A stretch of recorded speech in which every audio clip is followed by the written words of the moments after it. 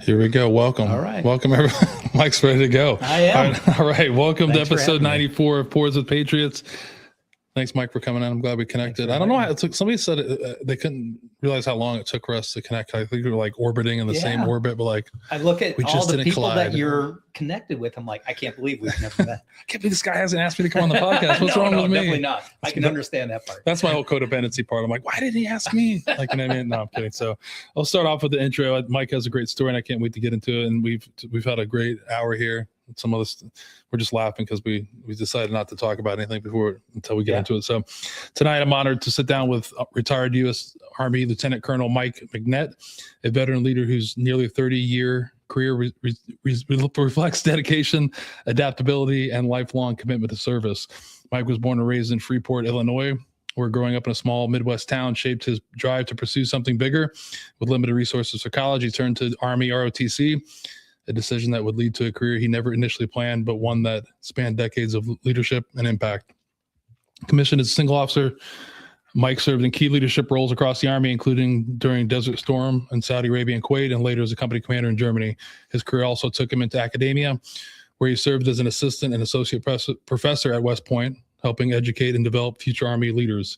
He later served as Chief Information Officer at West Point and finished his career as a Deputy CIO at the National Defense University. Along the way, he earned numerous awards, including Legion of Merit and Bronze Star.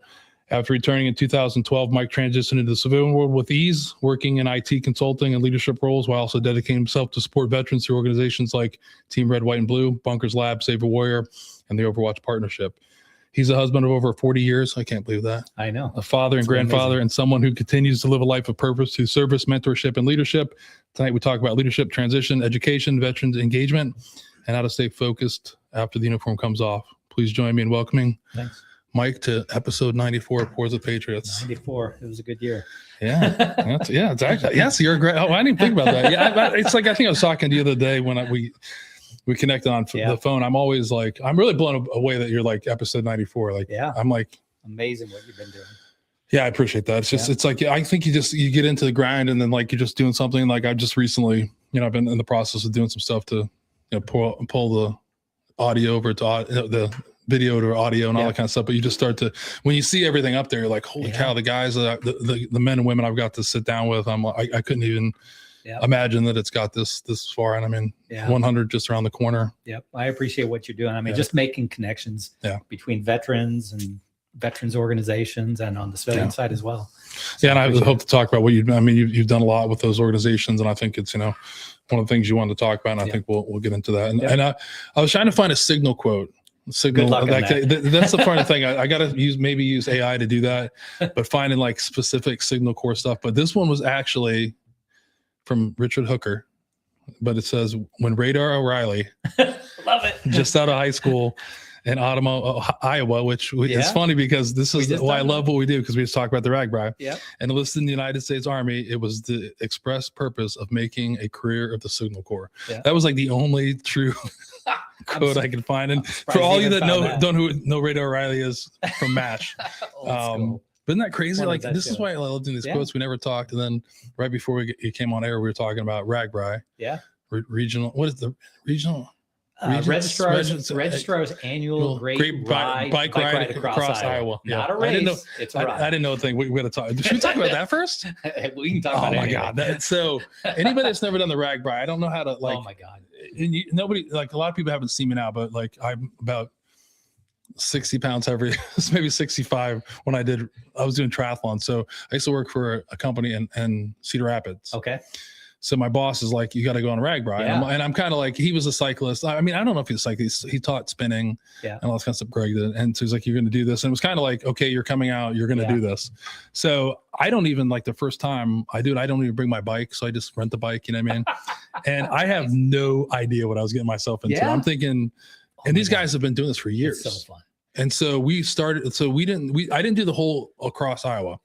We would meet where the closest to Cedar Rapids. And then we would finish it. You didn't do the whole RAGBRAI? No, but I mean, but this is where it gets crazy. So like when I say the closest next point from Cedar Rapids, it could have been like 70 miles. So the first time I go out there, again, I have no idea what I'm expecting. The first guy we show up has a bike that's like a 70s bike. Like it's got these leather pouches on it. Yeah. And I'm like, what's in there? And like, we open it up and it's just ice and beer and all this kind of stuff. And I'm like, what are we doing? Cause here I am literally like training for triathlons. I'm like, what are we doing here? You know? And they're like, yeah, this is just a party. Like, and I'm like, well, what are we doing today? Like, we're going to ride out on our own.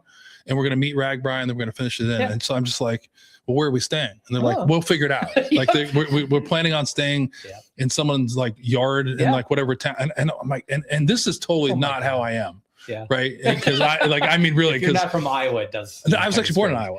Okay. All right. So which is crazy, but I'm just not into that whole, like not having what the plan is. Yeah. So the day we leave at like 5:30 in the morning. Oh yeah. We go and so I'm like, what is the plan? So like, we just hit it whenever we get to the next city or town. We just stop at the bar, the gas station, get a drink, and I'm just like, are we like, what is this? And so I think there was like 5 of us, and one of the guys actually. What year was this? Oh shit. Ish. 10. All right, maybe because it just keeps growing every year. Yeah. So it's and. So one of the guys literally has a mountain bike. He has nothing biking at all. Like Greg had met this guy at, I love how people are probably like, what the hell are they talking about? Exactly. We're going to talk about other stuff.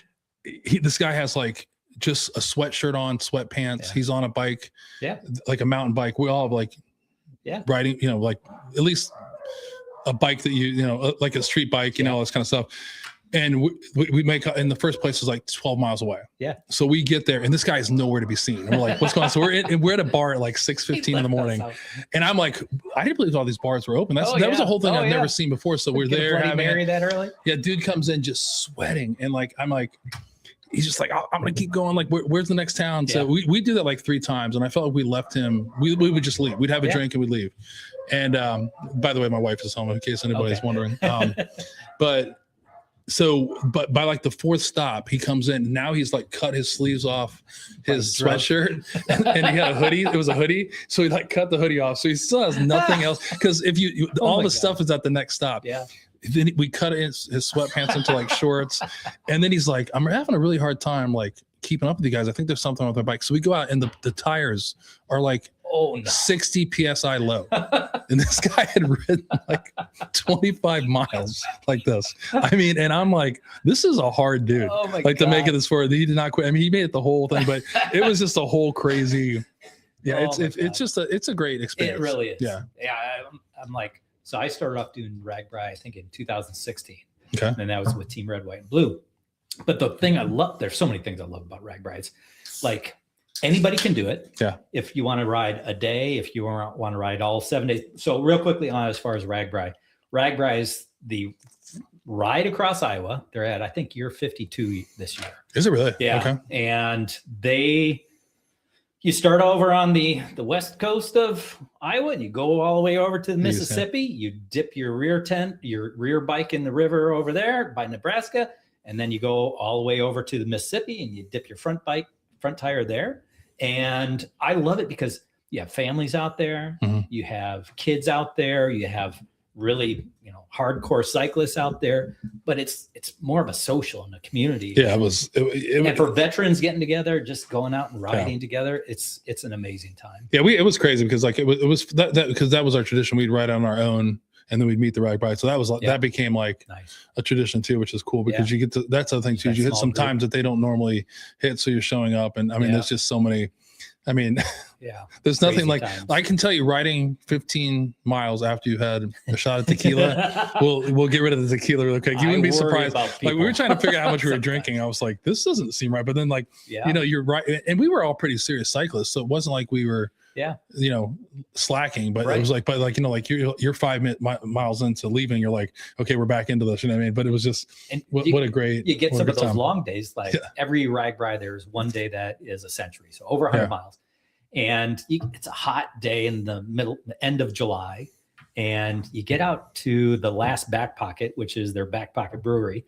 You get out there and people will sit there for several hours drinking lots of beer. And I'm thinking, I can't imagine getting on my bike after more than 2 beers. 2 beers because you're dehydrated Yeah. already. So the alcohol just goes right to your head. Yeah. What a fun time. Yeah, and what I thought the craziest thing I enjoyed about it was we had all these plans where we'd stay in people's yards. So that's one of the craziest things. Like Yeah. Greg and all the Yeah. guys would figure out, like, I knew Hey, Josh and whatever town, and people are so nice. but nobody would we never pitched in. Everyone's like, come on in. Like it was Yeah. always where we went. Yeah. Someone like had you come stay in their basement, and I was just like, this is It's called Iowa nice. Yeah, it was like, yeah, that's definitely something. Yeah. If you're a cyclist or you like to drink and cycle, it's something to do. And every year the Air Force, they have a team out there that they do support.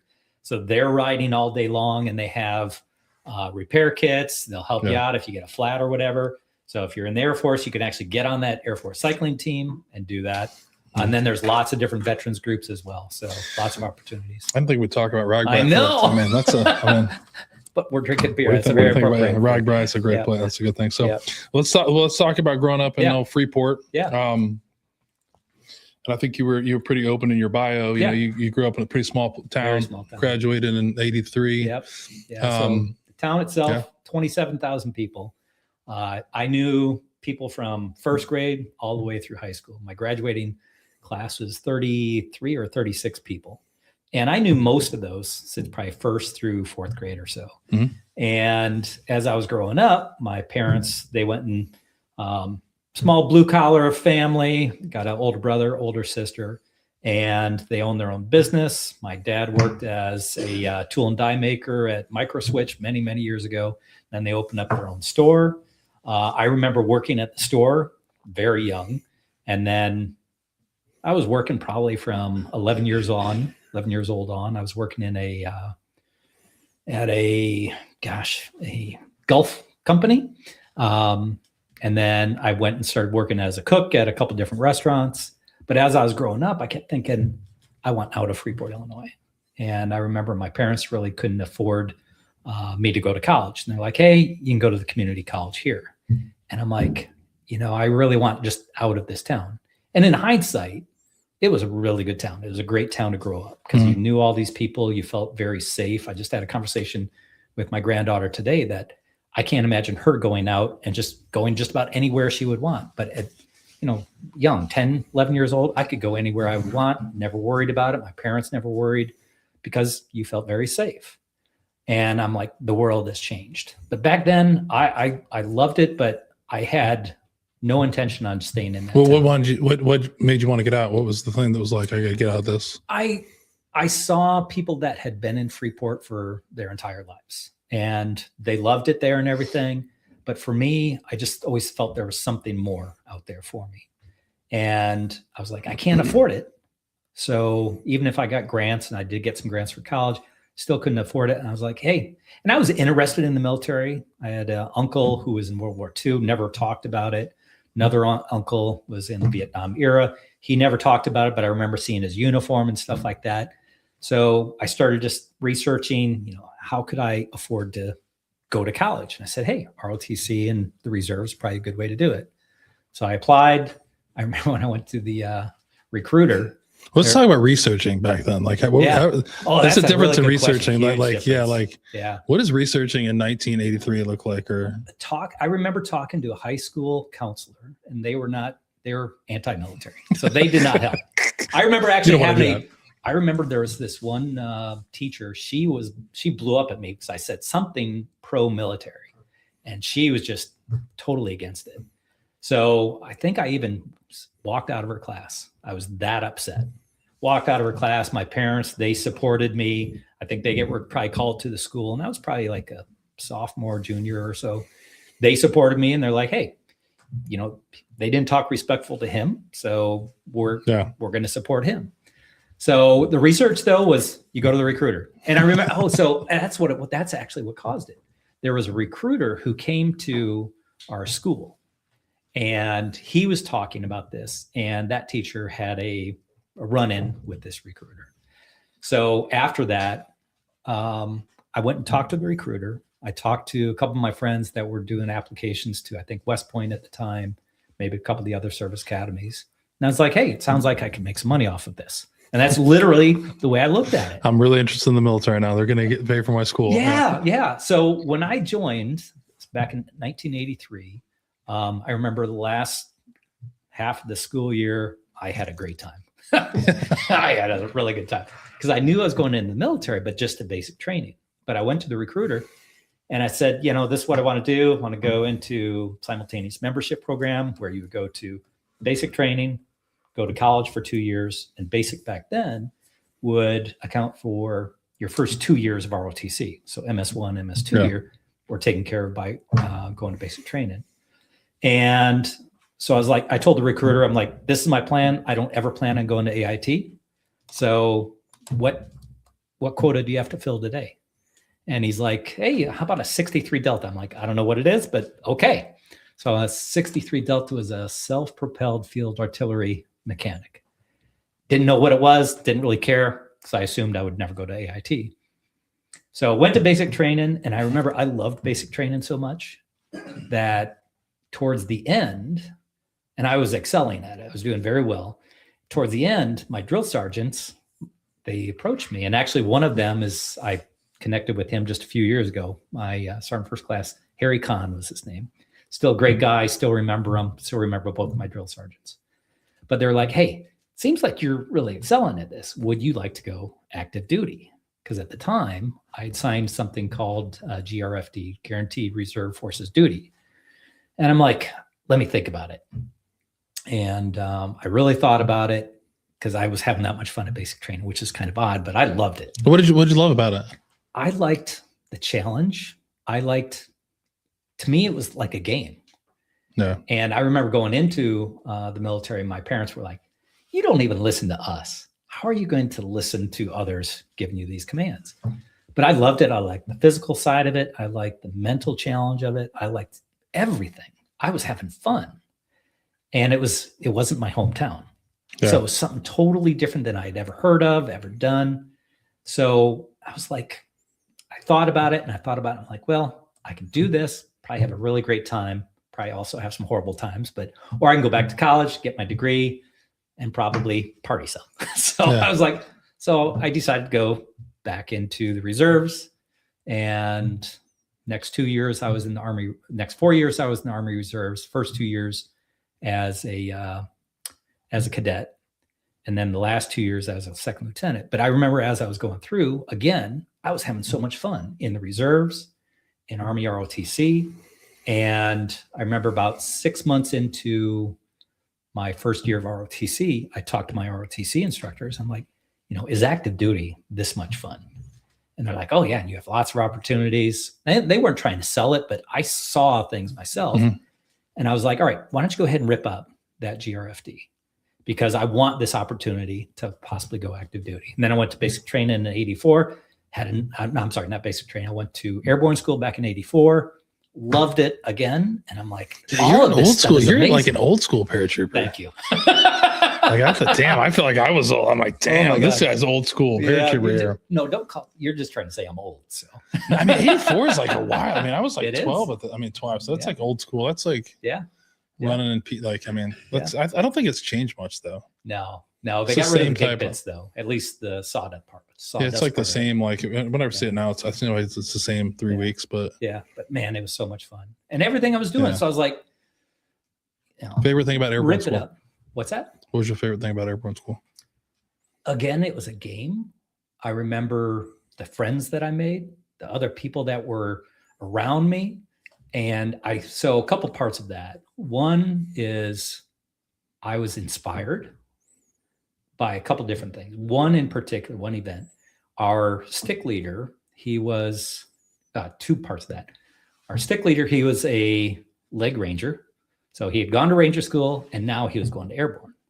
And I remember the entire time that we were going through it, he's like, leg rangers lead the way. And they would just beat on him, push up. And he would say this all the time because he's like, no matter what you do, it's not going to be worse than ranger school.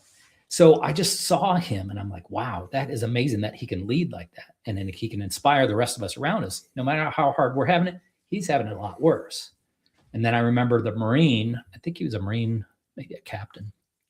And he was like in charge of our company going through airborne school. And he broke his foot, but he had several jumps with that, 2 jumps with that broken foot. And it's like, I was amazed that these guys could go through this training and put up with the pain and the mental side of it and the physical side of it. So it was like it was inspirational to me. I like the people. Like when I think about it, it's like great. You see all kinds of people because you have like all the branches there. Like so you have, we had a bunch of SEALs that were like, he was a SEAL, they were the SEAls that are like, there's like a whole, like, Crazy. there's like 6 of them. So they're all like, they've already been through butts. So these guys can't, they're just going through airborne school. They're like, I can't even, but there's just the person. And like, my favorite thing was there was a SWIC, a boat guy. He was like a master chief of something. So the guy's like E8. Yeah. And he's going through airborne school. So now he's getting, because he's able now to like, go to basic airborne school, then he's able to go to Halo, and then it just ties him to be able to jump with the boats. He's explained, but all he wanted to do was just mess with all of, because you remember airborne school, it's like it's by rank, right? So there's a point where it goes from like, first, lieutenants to then it's all the enlisted people, and so like, and then you have half of, or more than half the stick is all. Remember, it's all like 19-year-old or 18-year-old like infantrymen that are going. That like half of them are going to RIP. Yep. The Ranger Indoctrination Program, or the other ones are going like the airborne units, and they're just like gung ho as shit. Yeah. And that this guy would just would pick at them. Like one day he was like, "Okay, we're not running today," and they're like, "What?" And they're and I'm just sitting there, and I'm just like, and I'm I'm off the time. I'm like, "Oh God," and I'm just like, he goes like, "Yeah, I overheard him talking. We're not running today," and they're all like. Oh, that sounds really cool. Like, what are we gonna do? Like, we're just gonna probably hang out or whatever. So then, but they fell for this for like 3 days. And like, if you're from airborne school, you run every day. Like, there's no doubt you're running. But it was just funny to watch him. Like, there's just so many different reasons that people. Like, we had a chaplain that was a lieutenant colonel. Yeah. Like, it was just crazy. Like, I mean, people that are in there, and like, I mean, like, we had an Air Force like F-16 pilot that was like, like the first day of airborne school, he was like. They're like, go get a haircut. And he's like, I'm not getting a haircut. And like, we'll kick you out. And the guy comes back with like, his head buzzed. And like, it's just, there's some great people watching going on. And it's just to get through the whole pain of it. Like people getting hurt. And I remember, so that leg ranger, we got through, I think it was ground week at the time. No, I think we got through tower week. And at the end of tower week, they're like, hey, good news is all of you sitting in the stands here, you've made it through tower week. And we're like, cool, we get to go to jump week next week. And they're like, the bad news is we have too many people going through it. We can't bring all of you forward. So there's going to have to be like, I don't know, it's 3 or 5 of you need to stand back. And so are there any volunteers? Guess what the leg ranger did? He's like, immediately, he didn't even think about it. He stood up and he said, leg rangers lead the way. I'm like, holy shit. How could this guy go through this crap again? And he was just leading by example, and he didn't even have a thought behind it. He's like, that's the right thing to do. As it turned out, those were people like were potentially trainees of the cycle at the time or something. But it was just amazing the entire time. And jumping out of the plane is fucking crazy. Yeah, it was funny. Do you remember the slingland trainer where they like? I just saw a video of it on TikTok or something. Like, it's where they swing and then that randomly they just drop you. Like they're like, and so it's just, if you've never done it, it's just like left peel. I mean, they just randomly like just at a point just drop you and you just fall like 15 feet. And you're like, if you've ever done that, it's just learning how to fall. But so when I do it, I land on this like rock or something and it like right on my ass cheek. And it immediately is like, this does not feel good. So then of course you're back up there. So it's the whole like day of the, like all that whole day of like, I think that was Tower Week, right? Maybe Ground Week. I can't remember. Tower Week. Yeah. And then so like, I am hurting like that day. I'm like, and like my whole leg is like tightening up. Yeah. So I was an officer. I go back to my room and my ass is like bruised. Like, I mean, like it looks like a baboon ass. So I just take all this motion. But the next morning we have PT and I can't, like, I can barely even like they have to do these stretches and stuff. So you're in the back and like, they're like, hey, Alpha, you better start stretching. You better start doing exercises.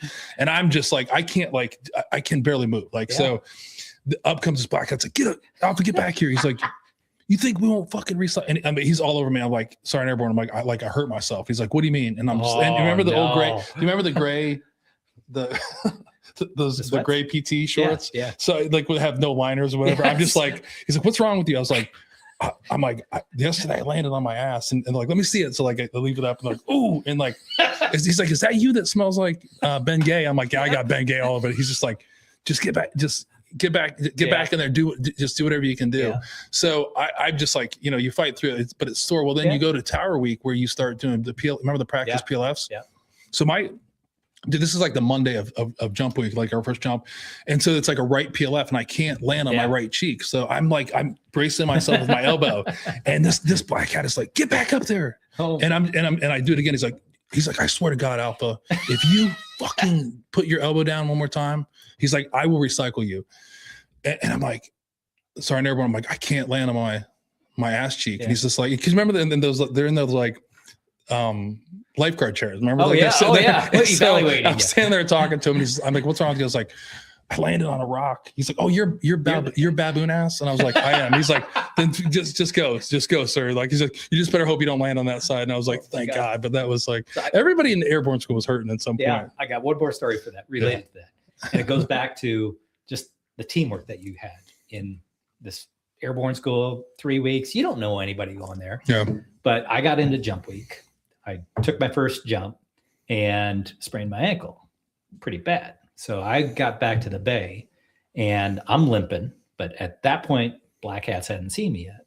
So there was a couple trainers from their college and they taped me up and they may have given me some drugs that I don't know what they were, but helped probably a little bit. And I made the next 3 jumps. So I'm all the way to my 5th jump and I'm running across the tarmac from the chute shed all the way over. And they do it on purpose to see who's injured. Yeah. And I'm trying to run over there and I'm limping away. And up to that point, even at PT, a group of friends, not at that point, they were friends. Yeah. They would always be around me to make sure the Black Hats wouldn't see that I was limping. So they would form around me. None of the Black Hats ever saw me until that one point going up to the 5th jump. And as I'm running across, I still remember my name because it got called a lot. Charlie 119. That was my name. Charlie 119. Get your ass over here. And he asked me about it, told him about it. He said, you're not jumping. I said, oh, come on. I got one more jump and that's it. He said, you go see the medic. Went over and saw the medic, tried to explain the whole thing to him. And he's like, well, I shouldn't do this, but I'll let you jump. But if you break your leg, I'm cutting it off. Yeah. So I run back, got over to the shack to put everything on. And that Black Hat was looking for me. He found me and he's like, did you talk to the medic? I'm like, yes, sir, I did. Yeah. And you saw him immediately go to the medic. So finally jumped that last jump. Didn't have to cut my leg off. Yeah, I can see that. That's good. Yeah. I was up because there was another captain was with us. He had broke his leg. Yeah. So we're running on he's coming back from Sunrise. I think it was coming back from the jump. So he kept falling back. So I'm like falling back with him, because you can't leave anybody. Yeah. And there's the pickup trucks and this Black Hat's like, stop running. Like he's screaming at us. And I'm like, dude, do not stop running. So we just keep running. And he's like, stop fucking running. And he's like screaming. And then he like gets up next to us. He's like, stop running. And like, he literally like goes in front of us, pulls, the pickup truck in front of us. And I was like, why are you telling you to stop fucking running? Stop running. So we just like try to run around there. He's like, stop. He's like, what's going on? And the one guy's like, I'm not quitting. Yeah. He's like, what's wrong with you? He's like, I hurt my leg. Yeah. And he's like, what's wrong with your leg? He's like, it hurts. Like, and he's just like, get in the truck. And like, we're like, oh God. So I'm like, and he's like, he doesn't say anything at all. Yeah. And we get up to we fall because we're like behind everybody running. We stop and he looks, he's like, you're lucky you didn't stop running. You're lucky. If you'd have stopped running, I'd fucking, nice. I'd recycle. He's like, he's like, you got one more run. It was like, get one more run tomorrow. Like get to the run, get done with it. And he's just like, you're lucky you guys didn't stop running. I'm just like, it's a lot of it is just like getting through the stupidness of airborne school. I think we should bring this back though later on in our discussion, because I wonder now, and coming on to this podcast has been amazing because just the reflection. Yeah. That it's been many, many years, 83 through now. Yeah, that's a long time. So I love this reflection that I've gone through in the last few days. But I wonder if that type of, forcing yourself through this pain, forcing yourself through all of this grit and crap that you got to put up with when you do end up retiring, or when you do end up leaving, when you do end up getting medically retired or just leaving the service, you still carry on that mentality. And for those people that have gone through combat, is the reason why they're not willing to go get help, the reason why they're not willing to go to different organizations or just talk to somebody about the problems they have. Because you remember back in the days of your airborne where people were yelling at you to keep running. Yeah, for me, I'm a good example of that probably. My wife put you up to this, but to ask this question, but no, I don't know if that's what drives me to it. It's just like I think for me, it was just more. I think back to like airborne school. I think it's not a hard school. That's what a lot of people think, but it's physically. Physical. It's like it's physical. Like there's a lot of things got to go. Like some things can go bad pretty quick that aren't your way, but it's not like the hardest school. I think, but you join like I think an elite. I was going. I was on my way to A2nd, so it's like you're going to like a historical airborne unit, but you have it's just like you're going to be different than a lot of other people. So I feel like that was just I think that grit does transition to like the airborne units, because that's the kind of mentality. Like you get hurt, you just keep going. Like you just until like, but not reporting it. I think for me is like, we're not talking about it or we're not going to the VA. It's the beatdown of explaining yourself. I talk to my dad about this all the time. It drives me nuts. Like, if you went to airborne school, so you would remember this, but if you tell somebody you were knocked out unconscious for like 10 minutes and then you did not see a doctor, and then you didn't leave. Somebody eventually came up to you and gave you like a pill and water and just said, do this, or stuck something in you. Yeah. Like me, I shouldn't say that, a shot in you, and you just went on your day. Yeah. Like people be like, that didn't happen. So if you tell that to like when you go to the VA, like they're getting better, like understanding what that means. But that's a problem of like, well, but it's not in your medical records. It's like that's the problem where it gets into like, and I get it, because it's a delicate balance of like, did this really happen? Did it not happen? But like, if I give you my jump log, you should be able to look at that and say, okay, something happened in that time frame of why like your back hurts all the time. Your ears are ringing, like, but I don't know. I mean, I think it's So the mental part about it, I think, is different. I just think a lot of people, if we're not talking about the mental struggle, is just because I don't think people want that stigma. Very much so. Very much so. So as I was also reflecting on this, I remember having a conversation with another lieutenant. Actually, she was another major at the time. We were out at Fort Huachuca, and she talked about General Chevalier, Peter, or I think it's Peter Chevalier. But back then, so this was probably in 2000. Shinseki, not Shinseki. No, Chevalier. Okay. Chevalier, I'll remember it. But he was one of the first general officers who wanted to get rid of, and I saw and this is what brought it up, one of your previous podcasts, you talked about PTSD. Right. And he was one of the big proponents of getting rid of the D on the end of it. Correct. And that was a big, mission for him that he was taking on, is this is post-traumatic stress or a syndrome, but not a disorder. And he was big into that. But, that the stigma that comes along with it, I'm thankful that it has improved since the early 2000s, that where you do have senior officers, senior enlisted, who say, hey, I go to counseling, and it helps. Yeah. And trying to get that message to the junior enlisted, the junior officers that, we all need help at times. Yeah, I think, I take it even further than that, to just any general, like any person in the world. You don't have to be in the military. And I'm with you. I don't say PT, like, I'd say PTS, or complex PTS, because I don't have it as a disorder. I also don't have PTS anymore as being a lifelong thing. Yeah. Yeah. And that's the problem, is that, like, for me is when you talk about that, it's like, if I'm getting, you can get a lot of money for being 100% PTS. Yeah. Right. So there's no, like, what is your motivation to get off of it? Right. When you're getting $4,100 or whatever, or get cured of what, and I say that because I think you can be, like, I still suffer from PTS. I have to say that in case they come up here and my claim that I'm doing, but it's more manageable now. Like, that's what I'm saying. It's like, I just don't have it that's a lifelong. Yeah. It might never go away, but it's something that can be managed, and you have to be willing to find the right resource to help you. Yeah. You have to find out how you deal with what's going on. That's like with the VA, when I got out in 2012, there was all that stuff going on around the VA. I think it was mainly the Phoenix VA was having just horrible stories about them.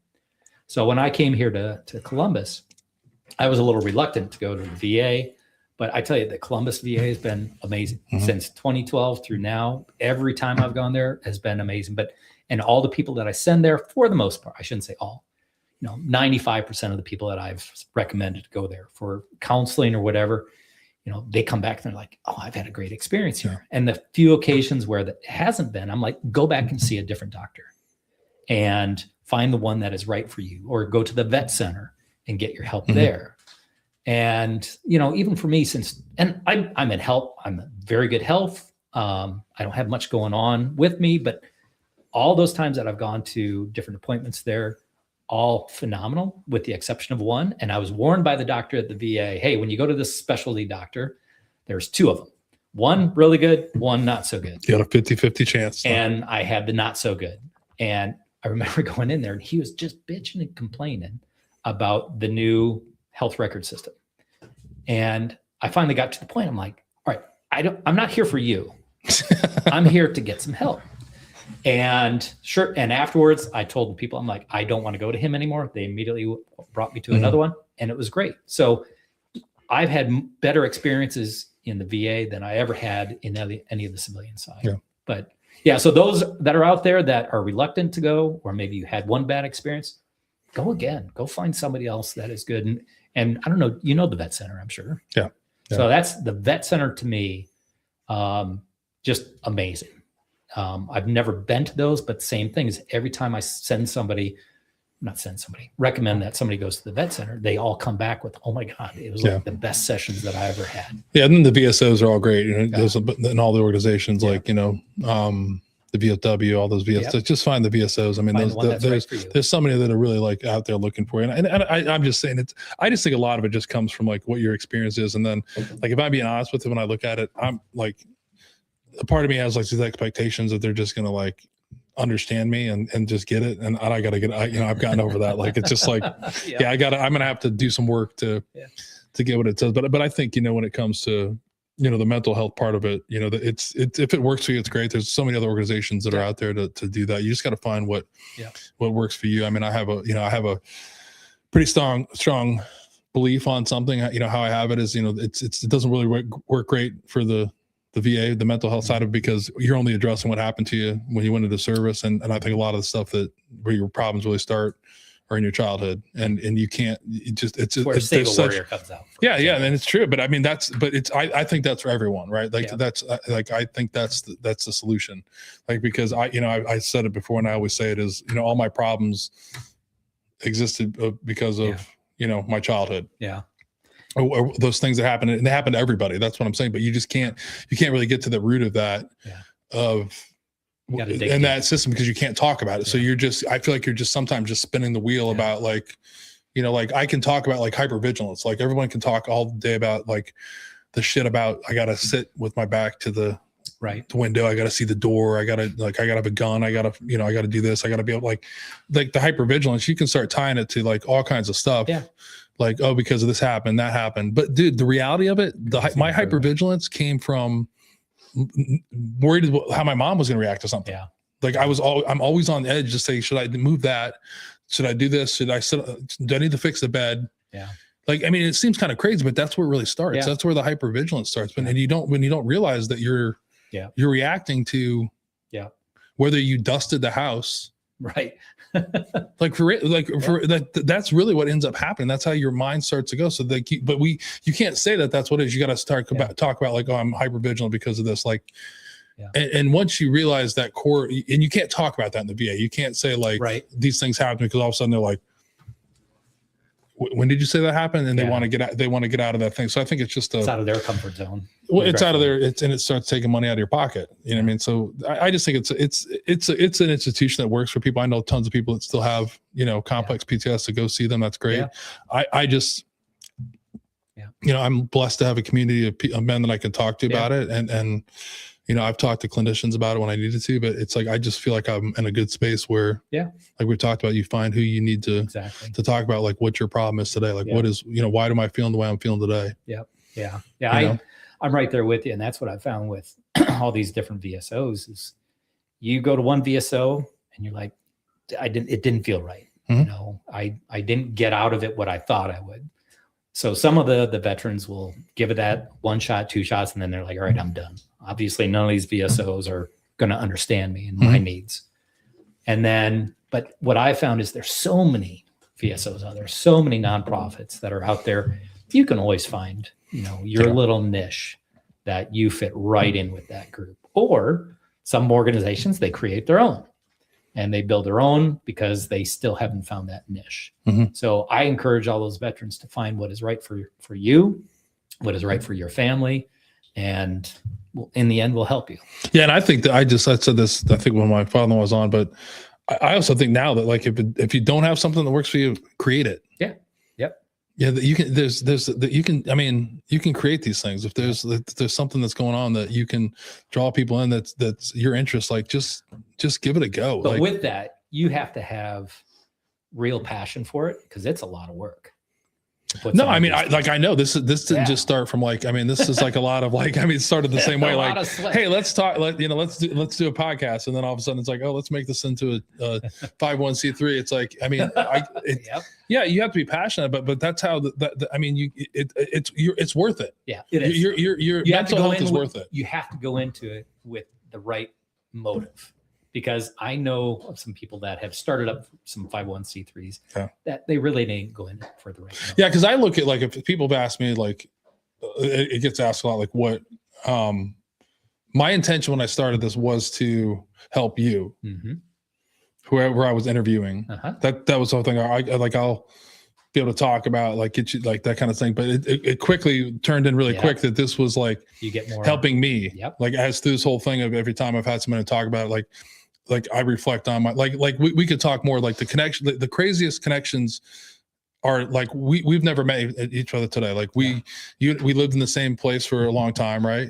Like you've probably met my father how many times you don't even know, right?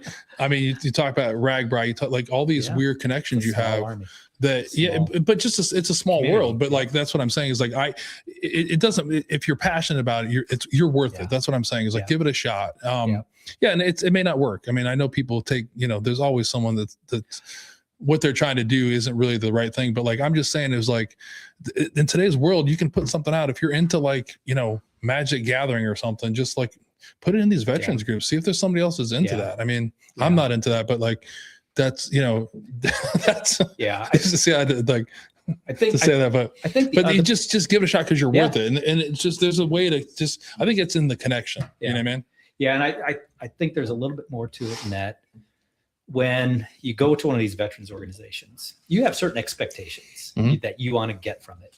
And by just attending them and just being there, you're probably not going to get as much out of it as if you actually become a participant and you truly engage with them and actually talk with fellow veterans or other community members that are at these events. And then go to the next level of being a leader, being a volunteer within there where you're helping others. And going back to your point, when you first started this, you're helping me. But as you learn over time, I mean, you gain a lot more yourself, especially when you start truly engaging and volunteering and helping others rather than just absorbing when you go to but I think a lot comes into that is like I've had that personality where I'm okay with that. A lot of people you're fighting like this personality things, but I think ultimately for me, you know,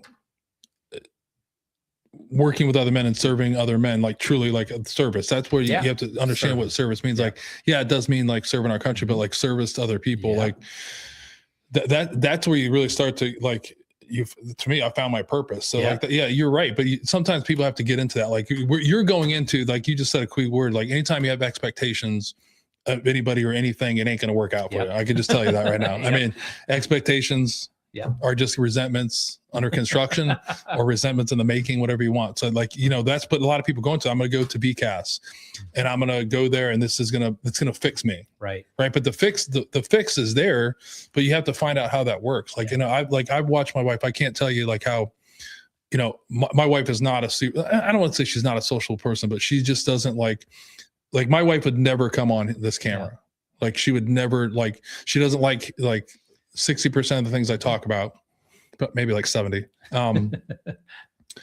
But watching her work up at Stockhands now, right? She's volunteered now in the past, like, I want to say 6 months or so. She's changed. Yeah. And she doesn't listen to this thing. So somebody will say something to her when she'll do it. So I'm actually saying something really nice. I know she won't hear, but I've actually, by seeing her now take part in that, where it became a non-negotiable for her, like Tuesday nights, other than when she was just on her trip in Florida. That's where she was at. Tim Funk, when she missed her thing last week, or this week, I mean, but I've watched her, like, I don't say this enough to her, but I've seen her change, because now she's of service to all these people. She's going and helping these children and people. And that's when it really clicks for people. But you have to, like you said before, I don't know if, like you said, leadership, I don't know, but just get involved in whatever way is comfortable for you, and like volunteering these, just, like, get involved, be the guy who, like, at VCAS, like, picks up the dog and takes it to wherever you're doing, like dropping it off to the, whatever is going on, taking the food to the, you know what I mean? Just so much there is a healing when you're truly, serving other people. That's why I get my most, that's why I found my purpose. Yeah. So that's the same way with me, especially with Team Red, White, and Blue, when I was really actively involved. So I got out of the military. So going back real quick. Did we want to go back first? Just a little bit. We're just blowing over Desert Storm. I know. I mean, that did go really quick. I don't know about that. But I do want to go back to one other area. We'll go back. Let's go back. We'll go back. So we're past airborne school. Yeah. You're going to active duty. You decide to go into. I'm going to go one step further. You're going back even further. Okay. Yeah. Okay. So I graduated. I was commissioned as a second lieutenant into my sophomore year, and so the next 2 years I was a lieutenant in the Army Reserves, in a quartermaster unit. Loved it. And back then, Vietnam War veterans in your unit were just amazing to talk to, just all their stories that they had. But between my sophomore and junior year is when I got married. So we were married at 19 years old, and we've been married now for 41 years. And 41 years in August it'll be. And it's been an amazing 41 years. But I remember back then, but back then, I mean, her parents in particular, they're like, "Oh my God, how are you doing this? He's going to go into the Army. You don't even know what that means. How are you guys going to be able to afford this?" My parents were like, "Yeah, not real happy, but okay." But ultimately, we got married. And then in '87 went active duty, and all that time on active duty, it was like I've had the best support system through my wife. And my daughter, when she was born back in 1990, right before Desert Storm. And it was, for me, being in the military and having a strong family, I've been blessed my whole life in everything. So I remember going through, those 29 and change years in the military. Rarely did I even talk about the military. On active duty or whatever, I didn't bring the military home. I didn't talk about my job. I didn't talk about pretty much any of it. And then my daughter growing up, she didn't know much about the military, even though we lived on every military post. We didn't live off post. We were on the military post. And it was just something I think that helped us grow as a family, where we didn't have to talk about the military day in and day out. We had family and we had military. And I remember my one battalion commander, he was like, and I don't know if this is a Army statement or if it's military or if it was just that one leader. General Hilton was like, "Hey, mission first, but family always." And I took that to heart. I must have missed that one. Yeah. I was, like I said, I've been blessed. I've been lucky my entire career. I've had great bosses. I think there was only like 2 people that I worked for where they're just jerks. One was a complete toxic leader, but I knew I was only going to be working with him for about 3 months and move along. So in all that time, I had great jobs, great bosses, being in the Signal Corps. I was just very, very blessed. But not everybody in the military is like that. So, flash forward to when I got out in 2012, moved here to Columbus, Ohio, for me, it was important to find a veteran support organization that included family, because they got me through all those 29 years and change. Why not find another veterans organization that did that? So for me, Team Red, White, and Blue was that organization where it brought veterans together, it brought families together, it brought community members together, and it helped those veterans in that transition. So for me, that organization in particular was extremely valuable for me on my transition getting out. Yeah. See, I was like, when I got out, I think I was trying to, like a lot of us is, it's weird. You want, a part of you wants to be connected, but then a part of you is like, doesn't want to be connected to that. Yeah. So it's like a balance. Like when I got out, it was like, I just want to be disconnected from, Yeah. I don't want to be hanging out with the other, Yep. like, I don't want to talk about yeah, but a bunch of like, you know, but we knuckleheads rarely like talked about it. And I think yeah, that's but true in a lot but of yeah, but you veterans just like, for me, I just wanted to be away from it. Cause it was like, you just want to like, you know, you just want to be away from like, I don't know. It just, when did you realize you missed it that you needed to do that? I mean, it's an interesting question. I think I realized, like, I think the big thing is a lot of people, for me at least, and for me in particular, is I tied into my purpose was being an Army officer. Like that's what my thing was. So when I got out and I didn't have that, like, I was doing other things, but there was a part of me that was just like, okay, I'm glad I'm doing that. But then like, I was always like, yeah, I'm a district service manager for Penske. Like what the, like, this isn't what I'm supposed to be doing. Like, there's no like, I didn't like, that's not cool to me. I mean, so you just like, what ended up happening was like, there was a bunch of resentment that was going on. Like, you know, and that resentment was like starting to feel from, you know, starting to get directed towards my family about like, you know, like it's going to all this kind of stuff. Cause you made the decision to get out or whatever it's happening. And like, you don't have that. So, I mean, I was always involved with like, I was doing things, but, I don't know if I've had like I'm trying to think, cause that's a good question. I don't know if I have a thing that I have to be involved with veterans. Yeah. I mean, I am now, but I don't know if there's something point. I don't think something came where I was like, cause I don't, you know, I don't know. I'm trying to think if I joined any like organizations that were like I just joined, I've joined like the VFW or the Legion and all that kind of stuff because I've given my word that I was going to do that. I haven't stepped foot in one. Like I'll be a lifetime member, but I don't know if I'll go back. So I wasn't like, I still don't know if I'm drawn to that as much. But I mean, it's just a sense of community, right? Like, I mean, whatever that is. I mean, I did stuff like, you know, triathlon groups. I was involved. I've always been a social guy, you know, like whatever to get involved in things. But, I don't know. I don't know if I've had that like drawn, because I don't know if I'm even drawn to like, because, you know, Saber Warrior is not just military. It's, you know, it's first responders. So it's like, I enjoy the thing, but I also, I also have learned that I like the disconnection of that, like something talking about, because there's also like, it's also like, I just talked to some guys, you know, I talk to guys all the time, but like, I just talked to, you know, one of my Saul brothers, Greg, today. And like, I don't think I've ever talked, he's a police officer, Westfield police officer. I don't think him and I, like, other than joking around, have talked about what he did. Like any like war stories or like that kind of stuff, or capers, all that kind of stuff we talk about quickly, but it's just mainly other stuff we talk about that's more. So I enjoy that. I found that I actually enjoy that more.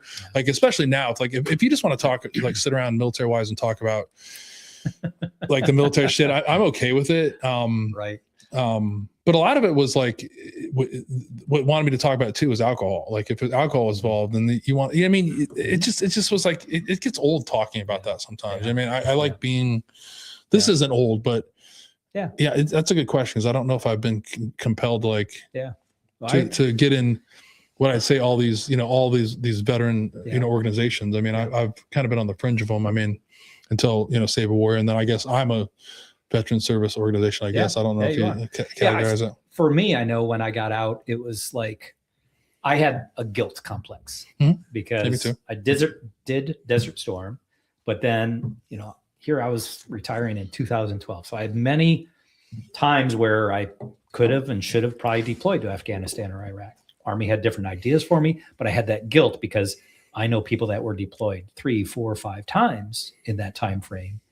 And I'm like, and here I was, you know, at West. So talk about that guilt. Like, what does that look like when you're like, I mean, because here's how, like, people don't know, like even Desert Storm, like, cause I want to go back to that. It's like you grew up in that era, like you're talking about Vietnam veterans, like you were like the Desert Storm guys. You went, and like when I went in 94, like we were in all of the Desert Storm guys, because you got like, when was the next war going to be? Right. No, it was like, so, I mean, you did serve, but like, you watch, you know, two wars that go on for 21 years, you know, plus. Like, what is it like, because there is that's what people like. I like to talk about real because there's a lot of shit talking. Yeah. Like if if you were in the military and like, I found out like, you were like a major or lieutenant colonel and you hadn't deployed and like, I would be like, what the fuck is this guy doing? Right. Like, I mean, so and people, and when I say that, people think we're kidding. People will say that, like dudes will like call you out on it, especially if they're the same rank or like whatever. So like, what is that? I mean, are you feeling a lot of guilt or are you just kind of like, I've actually gotten over it, but I remember when I was going from West Point and so I was up West Point teaching, then in the admissions office, doing that automation, then the CIO's office. And then I was like, well, where am I going? Well, a friend of mine who I worked with in the computer science department, he was the CIO down at National Defense University down in DC. And he wanted me to come down there. And I was like, well, if you can make it happen, sure. But that's when I think when the guilt really started, because at that point I could have gone to the Army and said, hey, send me overseas. I don't really care where you go. Send me over. I didn't do that. So that guilt probably started forming around then. And I talked with a really great mentor of mine, Michael Endres. And he was the assistant or the deputy admissions director, and great guy. And I told him, I was feeling this guilt here. And he's like, the Army has different needs for different people. Yeah. And they saw a need for you to go down there and help them. And just like what you had done for us at West Point, they wanted you down there. So that guilt continued. And then I retired, a year and a half after I got down there. So I was like, I didn't deploy to Iraq or Afghanistan. And I felt the need to serve, to continue that service. And at first, I think a lot of that was to get over my guilt. So I was being kind of selfish about why I wanted to do that. But after I got into it and I really started to become more involved, especially in Team Red, White, and Blue and just the veteran community in general, I was like, all right, that's not why I'm serving anymore. It's not because of the guilt. It's because I'm enjoying this. I'm enjoying connecting with these people. I'm enjoying helping them. And I'm enjoying them helping me and having these conversations. And we didn't talk about military hardly at all. And even when I get with veterans today, we don't talk military stuff very much at all, because it's like, that's our past. Yeah, it helped us form into what we are today, but we want to talk about today and in the future. So for me, that guilt, I probably got over the guilt probably in 2014, 2015, and I started working with some other veterans organizations. So for me, I'm very fortunate that I was able to work through that. Did you ever talk to anybody about it? No, it was my wife. I did. And we talked about it, but this goes back to finding the right organization and having an organization that I could be with my family and participate in activities with my family was important to me. And so my daughter was in Team Red, White, and Blue. My son-in-law was in Team Red, White, and Blue. My wife was. We were both active in it and active leading and volunteering in different things and just participating. And she got a lot out of it. And she learned from other veterans and other spouses of veterans and kids of veterans. So it was just a great way for us to strengthen our relationship, as well as just helping others and serving. And in the end, just having a hell of a lot of fun. Yeah. It's just when you were telling that story about, teaching and stuff, just knowing your bio, like when I went up to Korea, my support operations officer he just left West Point. He was an English teacher. And I can't remember. I can't remember. It's Jeff. My God. Jeff Wilson? Yes. Oh my God. This is what is so crazy. So, holy crap! No way. Yes, I swear to God, yeah. So, I got a great story. We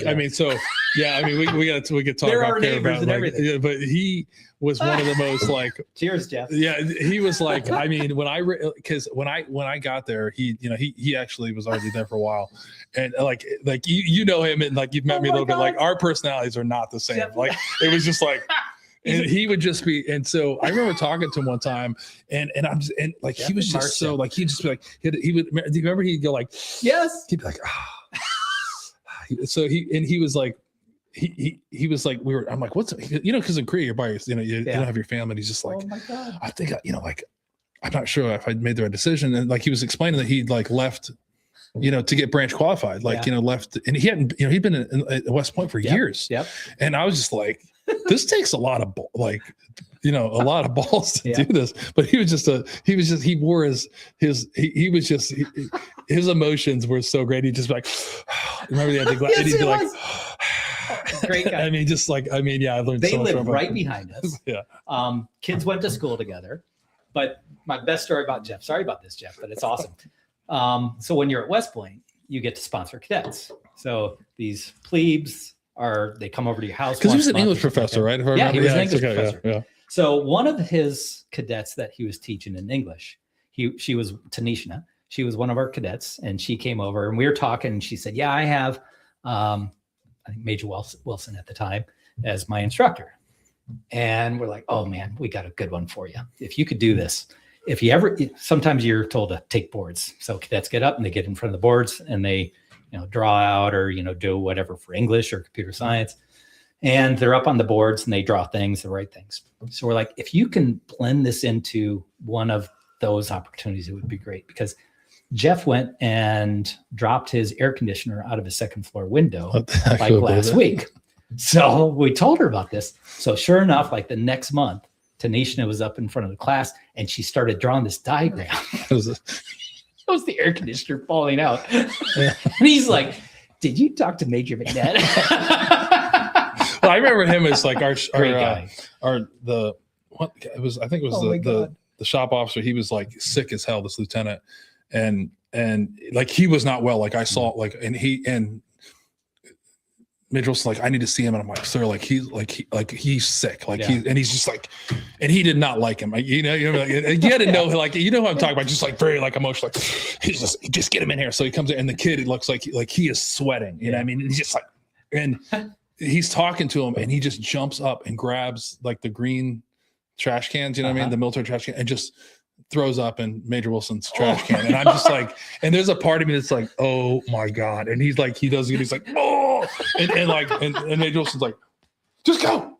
And, so he's like, gonna be watching and he's like, and he's like, this trying to get, and he was just so like off put by this like thing, like because you have to know his you know what I'm talking, just very like, oh yeah, and just very like serious. I'm like, we cannot throw this, we have to clean it. I'm like, I'm not fucking cleaning that. Like, I mean, but he wanted us to do all these like writings, like he was big on like books and stuff, and like and just like because one time I was like, because I was generally curious. One time I asked him like, have you ever published anything? And he was like, "I have. Would you like to read it?" And I was like, I should have said not really. No. But the next day he brings me this stuff and I'm like, oh my God. Like, so, and he gives it to me and I'm just like, I don't want to fucking read this. I can't remember what it was. So like, I remember just reading like 30 pages of it, would come back and he's just like, "What'd you think?" And I was just like, I was like, geez, I mean, it's really well written, so it's not my thing, but it was just, but I love that like crossover to what he was doing, because that's difficult to do that. Yeah. I mean, because you're doing something for a while and you're out of you're like, and not that it's not important, because like, all joking aside, you're training America's leaders, so it's important that's going on, and what people don't know what's going on at West Point, you can make fun of it, but you're literally like, teaching the next generation. So there's a lot of stuff, but that's so funny. I also think he did the alcohol bath. If I'm not wrong, it was Major Monteith was our XO, and he comes out, he's like, your boss is like, just like, I'm like, what? And I guess he like woke up and Jeff had like was alcohol, like just wiping himself with like alcohol and a rag, and he was just like, what is he doing? And I'm just so we would be like, we said it to him, like, "That's the way I clean off." And I'm like, "Yeah, but you don't do it like right in the middle of the tent. So like, you got to go, you know what I mean?" Nobody, Major Monteith doesn't want to see that, you know what I mean? But that's so funny that you know him. I haven't said that name. Like I haven't seen him in, and you brought it up, or in 26 years. Yeah. Jeez. Yeah. Those are 2000. That's the thing about being in the Army, whether it's you're in for 4 years, 20 years, 30 years, whatever, you make these friendships. And I know today I can pick up the phone and say, "Jeff and Marcia, we need help. Something's going on in our family." They'd be there. Do you know where he's at now, though? I don't. My wife. Yeah, we'd have to figure it out. We'll talk about that. Everyone's like, "Who cares?" But you had just because as soon as you tell that story, I was like, West Point. I'm like, holy cow, the time probably evens out. I was thinking, the 99. I'm like, that's got to be around the time. Yeah, it was. Oh my God, yeah. That is awesome. But But I tell you, in all those years, like I said, been very lucky. My entire life, I've been lucky. Things have just been, I'll say, handed to me. But I remember, I mean, this happened so many times in the military where, like, one time I was at West Point, the first time around, and I went down to DC because I was getting ready to PCS. I didn't know where they were going to send me. And I went down to DC, talked to my branch officer, and they're like, hey, there's this place out in Arizona, Fort Huachuca, big signal community, and we got a slot that just opened today. I'm like, cool, I'll take it. And went back to West Point, talked to the other signal officers in our Department of Computer Science, and they're like, oh, no way. We were just there last week. They wouldn't send me there. They didn't have any slots. I'm like, it was just perfect timing. And sure enough, they call down there and are complaining, why did you give it to McNett? And I remember even driving out there. Originally, I was supposed to go to Army Signal Command. And as we're driving out, I get a phone call. And they're like, well, instead of going to Army Signal Command, 44 Signal, no, 1st 11th Signal Brigade, they have in the 86th Signal Battalion, they have an executive officer job opened up. And would you like that? Or no, they didn't say, would you like that? We're sending you there instead. Yeah. So it like just fell into my lap. That's what happened going to West Point. Both times just fell into my lap. At first I got bad news. And the very next day they're like, oh, just ignore that letter you got. Just ignore that. Hey, this other person declined it, or they're going to the math department. So for me, that transition, because of the military jobs that I had in the Signal Corps and sending me to grad school and teaching and just having great bosses, it was an easy transition for me. Yeah. So I'm very blessed and fortunate to have that. And regretfully, many of the military don't have that same. Yeah, but I think also transition. Like it's not easy to do what you did West Point easy. I don't think that just falls in your lap. You had to meet a lot of requirements to do that. So I like how you're being humble. It's kind of like you can't just be like, hey, I'm going to go teach at West Point. Which, you know, that was never going to be in my cards, but I think I wish I'd known you in the admissions office. It would have saved me a lot of money if I would have been able to sneak in there instead of go to Norwich. Yeah, but I don't think I'd be like, I don't think I would have been. I can imagine going to West Point when, you know. So my dad was still stationed there. That would have been great though. That could have been. But it's not so great. No. So my daughter, she graduated from high school in 2008. So I was there 2005, and in 2008 I went over to the admissions office. And that's when my daughter, she applied to go to West Point. She got in, and she was also on their swimming team.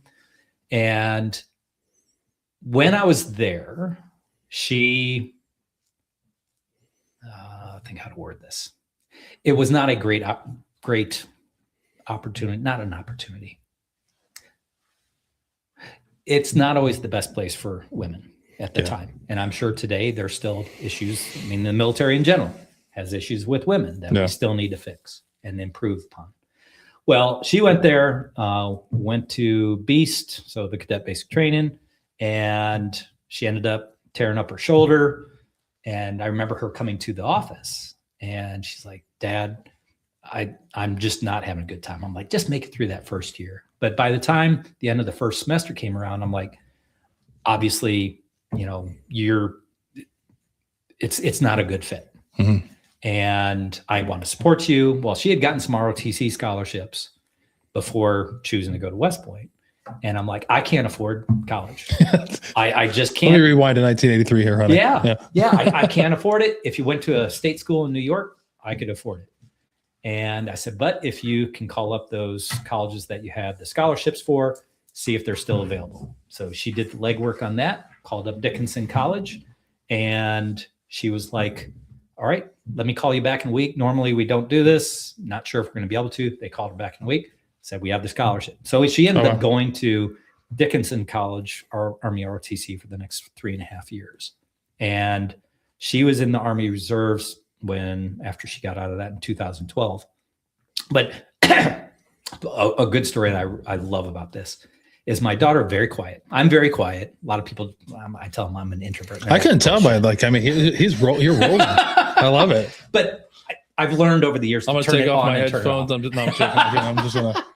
But get the camera on him, Josh. So she was doing Army ROTC, and I think this is probably like her MS3 year. And I said to her, she invited me to see something going on in our Army ROTC there. I'm like, all right, cool. So I go there, and she is like, I think a cadet company commander, and I see her in front of all of these cadets, and she's talking freely and openly and with command and being a leader. I'm like, holy crap. In my entire life, I never saw that side of her. So I was like, such a huge, proud dad moment, such a huge, proud leader moment at the time, that she's leading. Yeah. And then when she graduated, was commissioned, and what she's done in the Army Reserves, just very proud of everything that she had done. But, it goes back to, I think, needing a strong family for me. Yeah, and you talk a lot about her off the camera too. All good things, except for the tattoo thing. I felt like you were judging. Like, no. Remember, he was like, "My daughter, she has all these tattoos." I'm like, "Dude, like, do we have a problem?" No. And then you're like, "Yeah, like, I'm like, is he talking about me too? What's going on?" No. She's all tatted up. No, I like it. I'm very proud. No, I'm kidding. Done. But yeah, I mean, it's I think when you see your kids, like, I mean, I would have thought that I was going to go to normal school, but I just went to Norwich, so I just did the same thing in a different state. And paid for it, but yeah, there's always like, I mean, I really enjoyed my time growing up at West Point. It was a different. I'm in a Stewart, but it's just being exposed to that and seeing that, it's always it's crazy how, because you get commissioned and like Army, West Pointers aren't they aren't for everyone, you know what I mean? I'd put it that way, but like, so you see these guys, but there's always weird connection you have with them because I lived there for so many years, you know what I mean? And you see it and but yeah, I think a lot of people forget how, that's why I think Army Navy games is one of my favorite games. It's my favorite sporting event, but I've never been to a single Army Navy game. Really? Watch them on TV, but in all those years stationed there, but I just think that, but I mean, when you just look at, like, I think a lot of people they look at the field and you see like football players, but you don't realize the level of, like, they're not I got to throw out for Josh. They're not they can't play at the Ohio State, although we did hold our own for about a quarter. And we were known to talk a lot of shit, Army. They even said that, but that was a good game. Yeah. But you also forget that these are some like top, like, academic minds that are out there. Like, these are just like all around, like, really good human beings. Yep. Yeah, like I think sometimes people forget that. I mean, it's especially when they go in the military, because they, when they go in the Army, they get a rough go at it. I mean, some of them bring it on themselves, but yeah, you just look at it and you're like, you start talking to this guy and they're like, these are people that could have went to like Yale and Harvard, and you're just like, there's a lot to be said about that. So I've always had a respect for, it's not an easy place to get into, and it's sure as hell not an easy place to graduate. So, but thank you for all that time there, and it was really good part of our family, Major Wilson, and life and everything. Yeah, but I can't wait to talk to you. I know he'll be like, Shay, I probably have that name. Like, because I like to pick at him a lot, because it was probably pretty easy, him to get him going and stuff. And then, but yeah, I haven't said that name or thought about that in a long time. Funny that you brought it up tonight. Yeah, because it was crazy. Because I was like, because I was he got replaced by Major Snow, and so it was just going in my mind. I couldn't, it wasn't firing, but I could see, like, he had the glasses, the almost like the bottle glasses. And I mean, it was just like, oh man, I was like, they threw this guy into, and that's the thing is they threw this guy into the fire, man. Like, a support operations officer in Korea. Like, this guy hadn't been in, like, I don't think he probably hadn't been in the Army, like regular Army, in like. Like, let's say 4 or 6 years or something, maybe longer. But it was just like, it's a big transition back. Yeah. And I think he went back to, didn't he go back to West Point, I think, or no? So I think they were there the first time, and then the second time we came back at the same time. We actually, let's see, I think, they were at University of Illinois with us as well. Yeah, that's so funny. What a name. I don't think I'd ever remember that. This is how small the world is. Yeah. So, I mean, your time at West Point, you spent a few years there. Well, anything you want to talk about Desert Storm? I know happened really quick as a joke, but but anything that so let's see.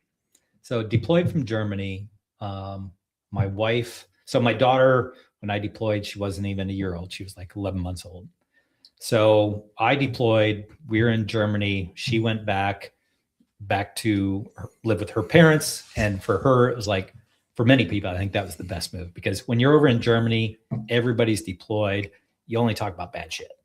Whereas she went back and she was able to insulate herself. Mm-hmm. But at the same time, being in the Signal Corps and being in echelons above Corps Signal, I knew operators. I knew how to call back to the States. I knew how to get her. I talked to her most nights, and I was doing night operations. So yeah, so you have the free. That's awesome. So it was like I was able to talk to her, as much as I could, talk to my daughter or hear her at least. And it was just a phenomenal experience at the time to go through this. Going up in 1983, peacetime Army. Yeah. You don't think anything's going to happen. Actually, I think it was Panama happened when we were at basic training, as I recall, because people were like, oh shit, are we going to be deployed to Panama? And the drill sergeants are like, of course you are. I was trying to scare you. Just get through this week. We'll figure it out then. Yeah. It was a really good opportunity. I loved the job that I was in. I had a phenomenal boss, Major Frank Todd. I was promoted to captain over there, and I was part of what was called Task Force Freedom. So that was a task force that was put together of, I think, just about all Army units. And we followed up the Marines up into Kuwait.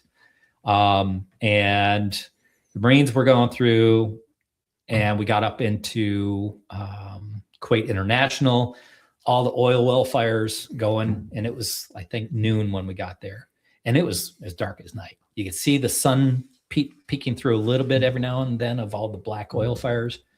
And a really memorable part of that was, I remember we're ahead of the main group, and I was with Major Todd and First Sergeant Epps, I think, or Sergeant Major Epps.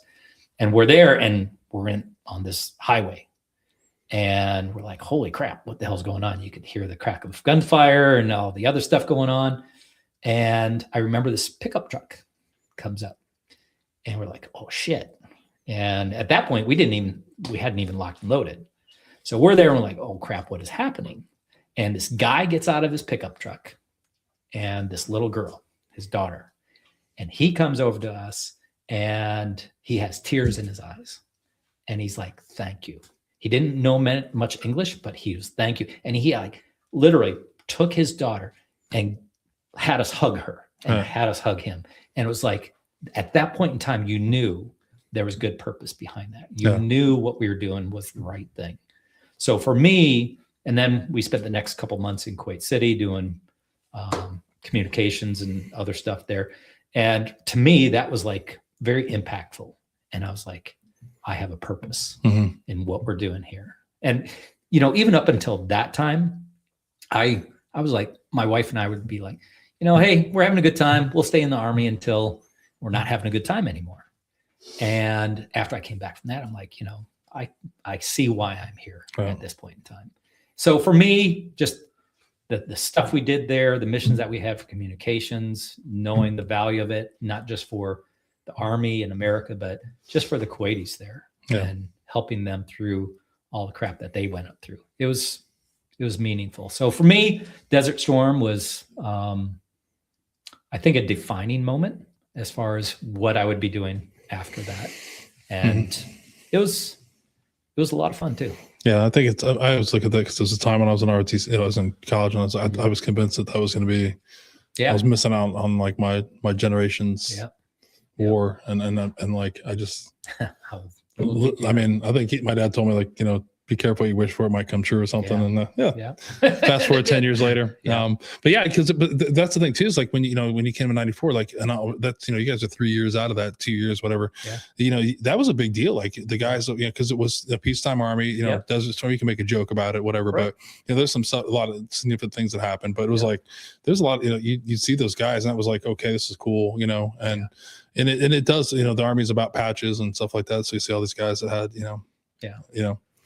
I felt like that was like, oh great, we're never gonna have our chance again. You know what I mean? And little did we know. I look at it now, I go back to, not deploying to Iraq or Afghanistan. The way I look at it is, hey, it's peacetime Army.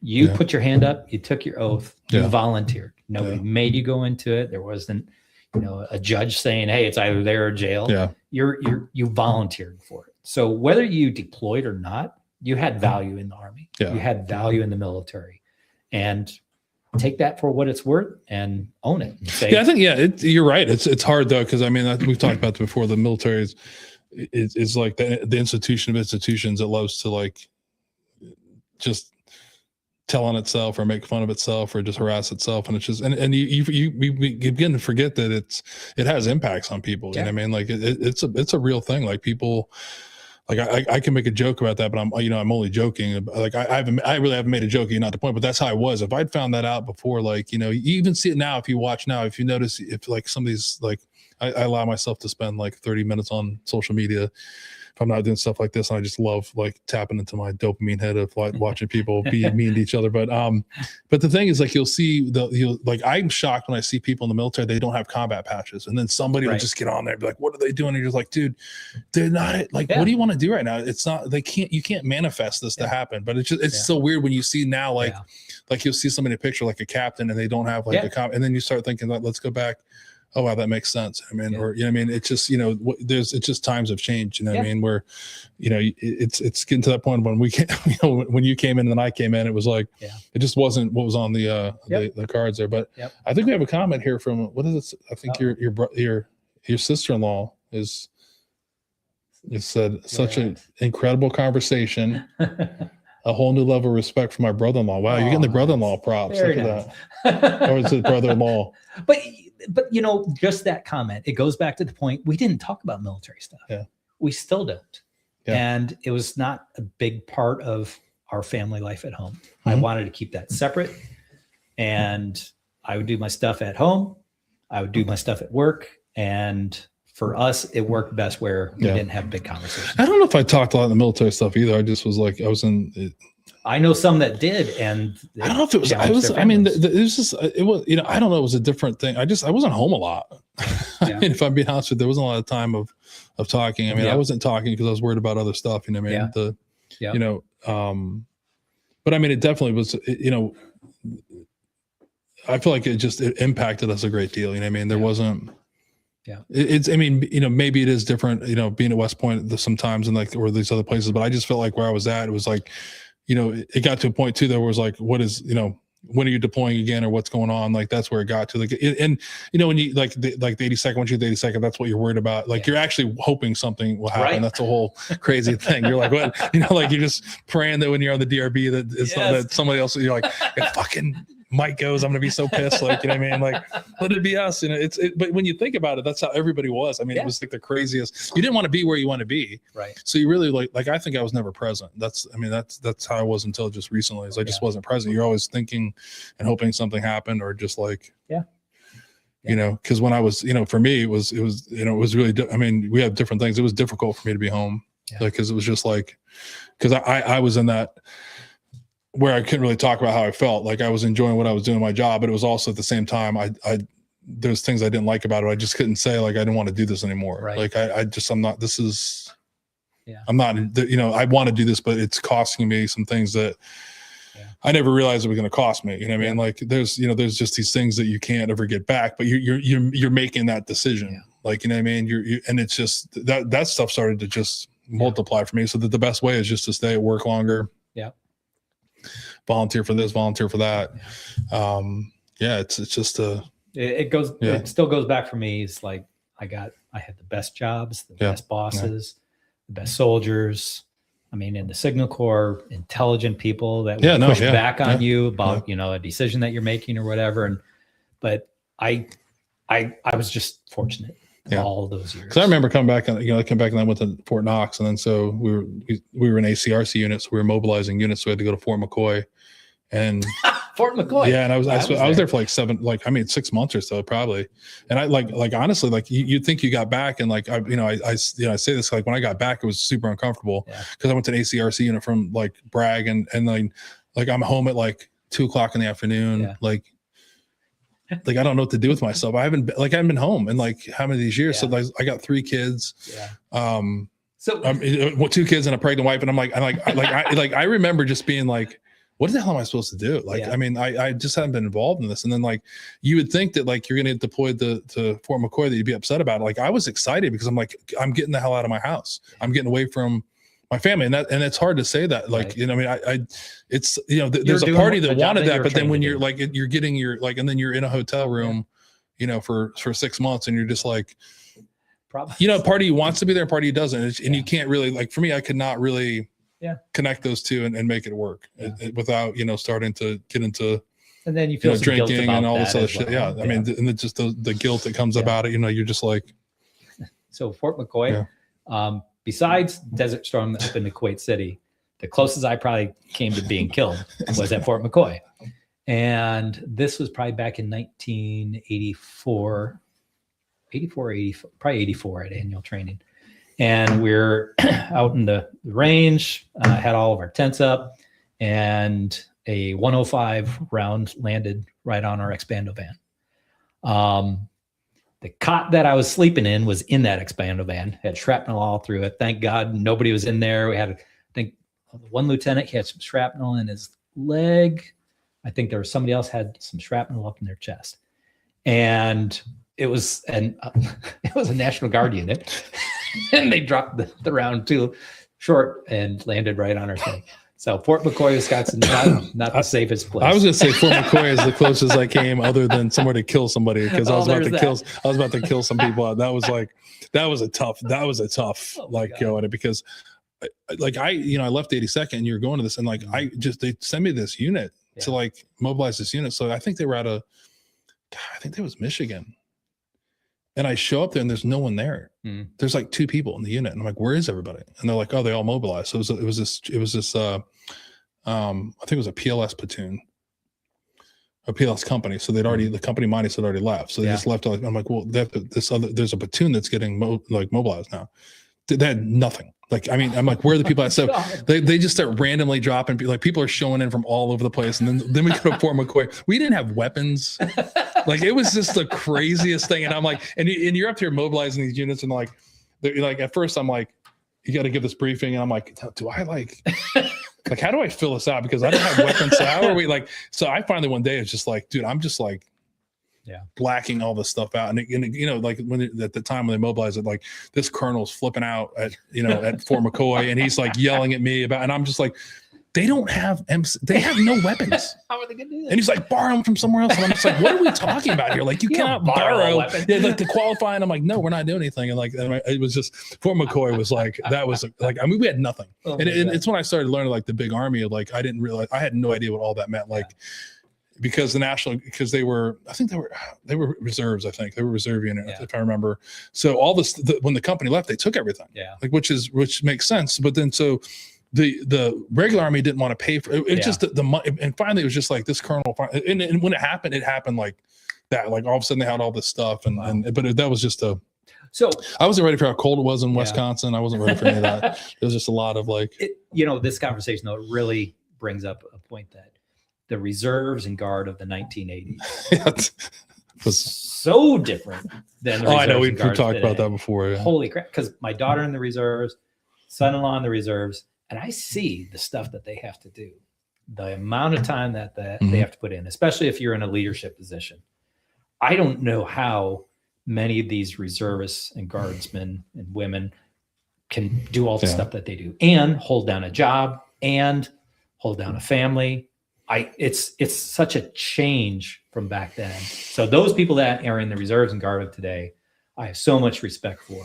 Yeah, because it is not the in 84. In 84, you're like, I didn't really have respect for myself. We had kegs out in the when I was in the Vermont Army National Guard, I'm like, when I think about those times, I'm like, are we really the tip of the spear here? We're an army unit. I'm like, are we like? And I remember the first time they were like, we just got to wait till these guys get in the tanks, and I'm just like. Really? But they were actually really good at it. But other than that, it was like, this is a shit show. Oh my God.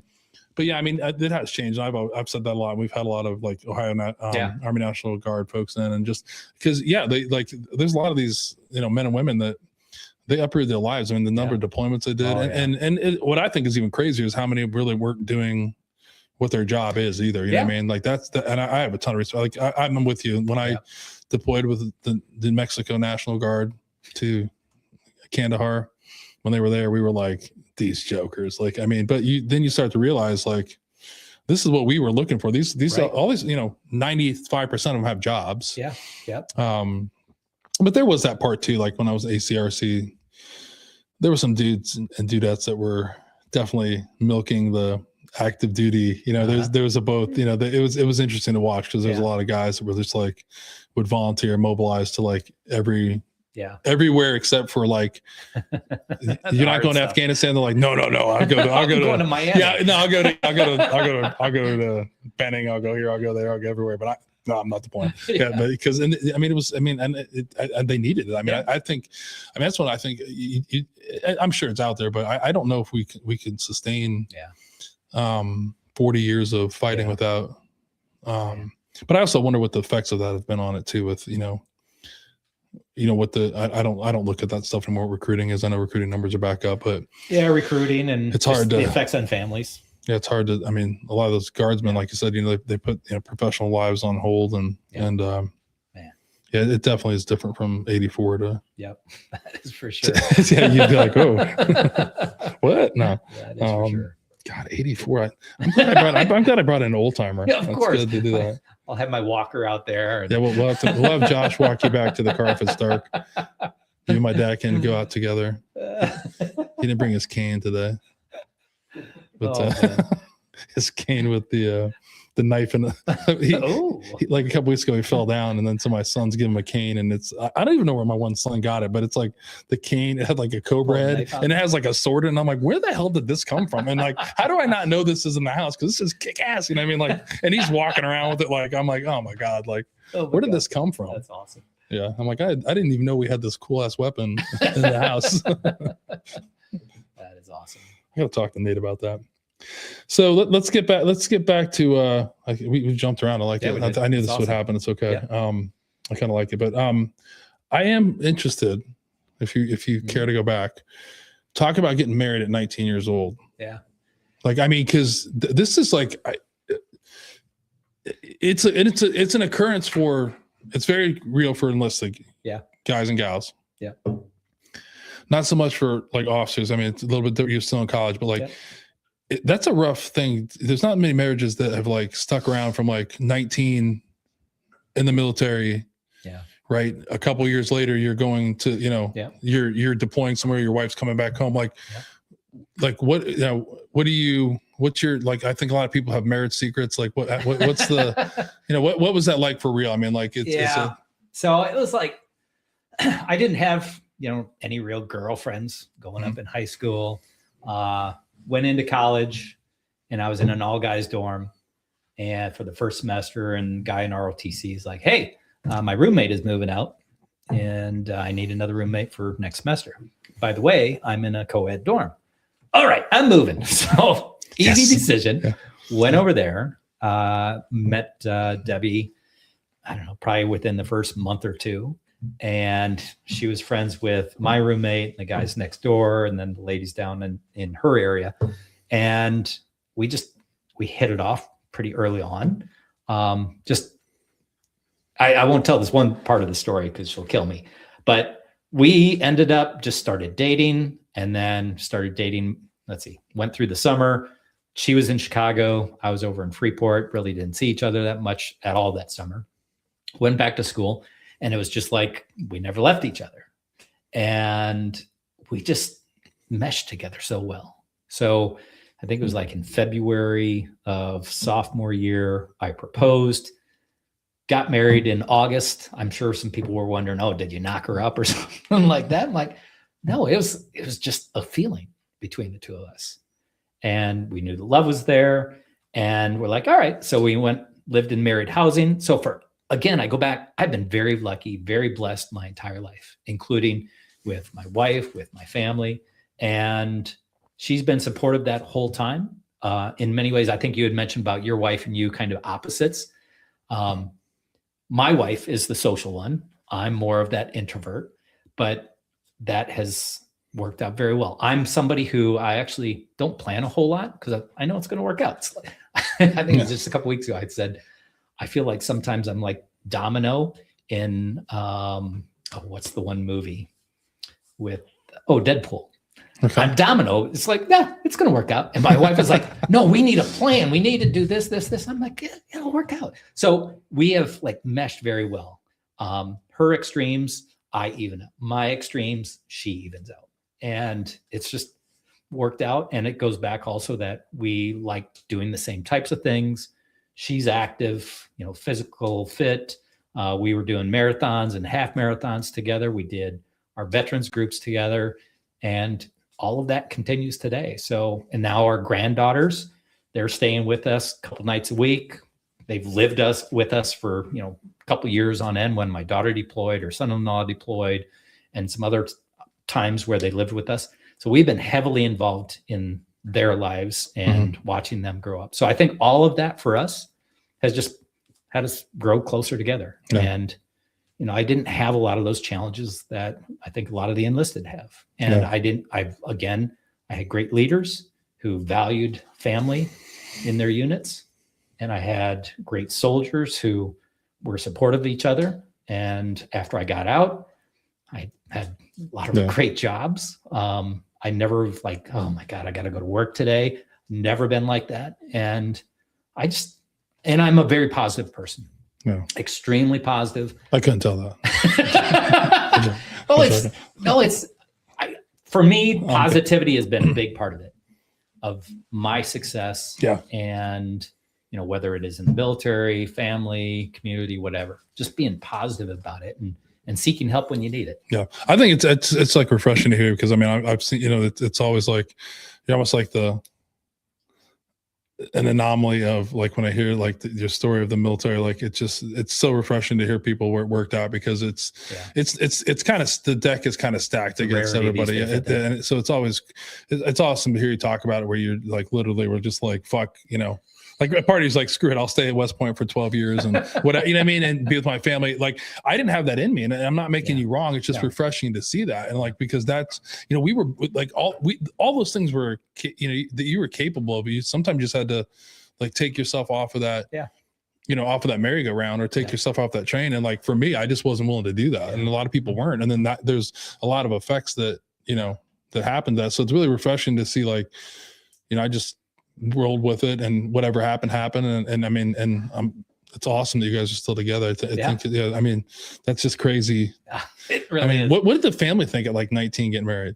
Her parents, not supportive at all. My mom and dad were like, no.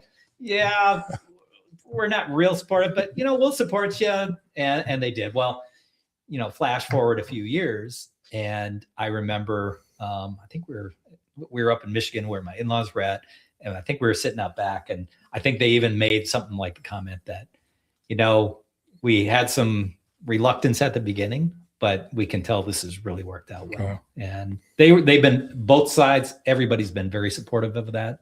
Even though when we first got in back in 85, when we got married, it was like, they didn't know what the military was like.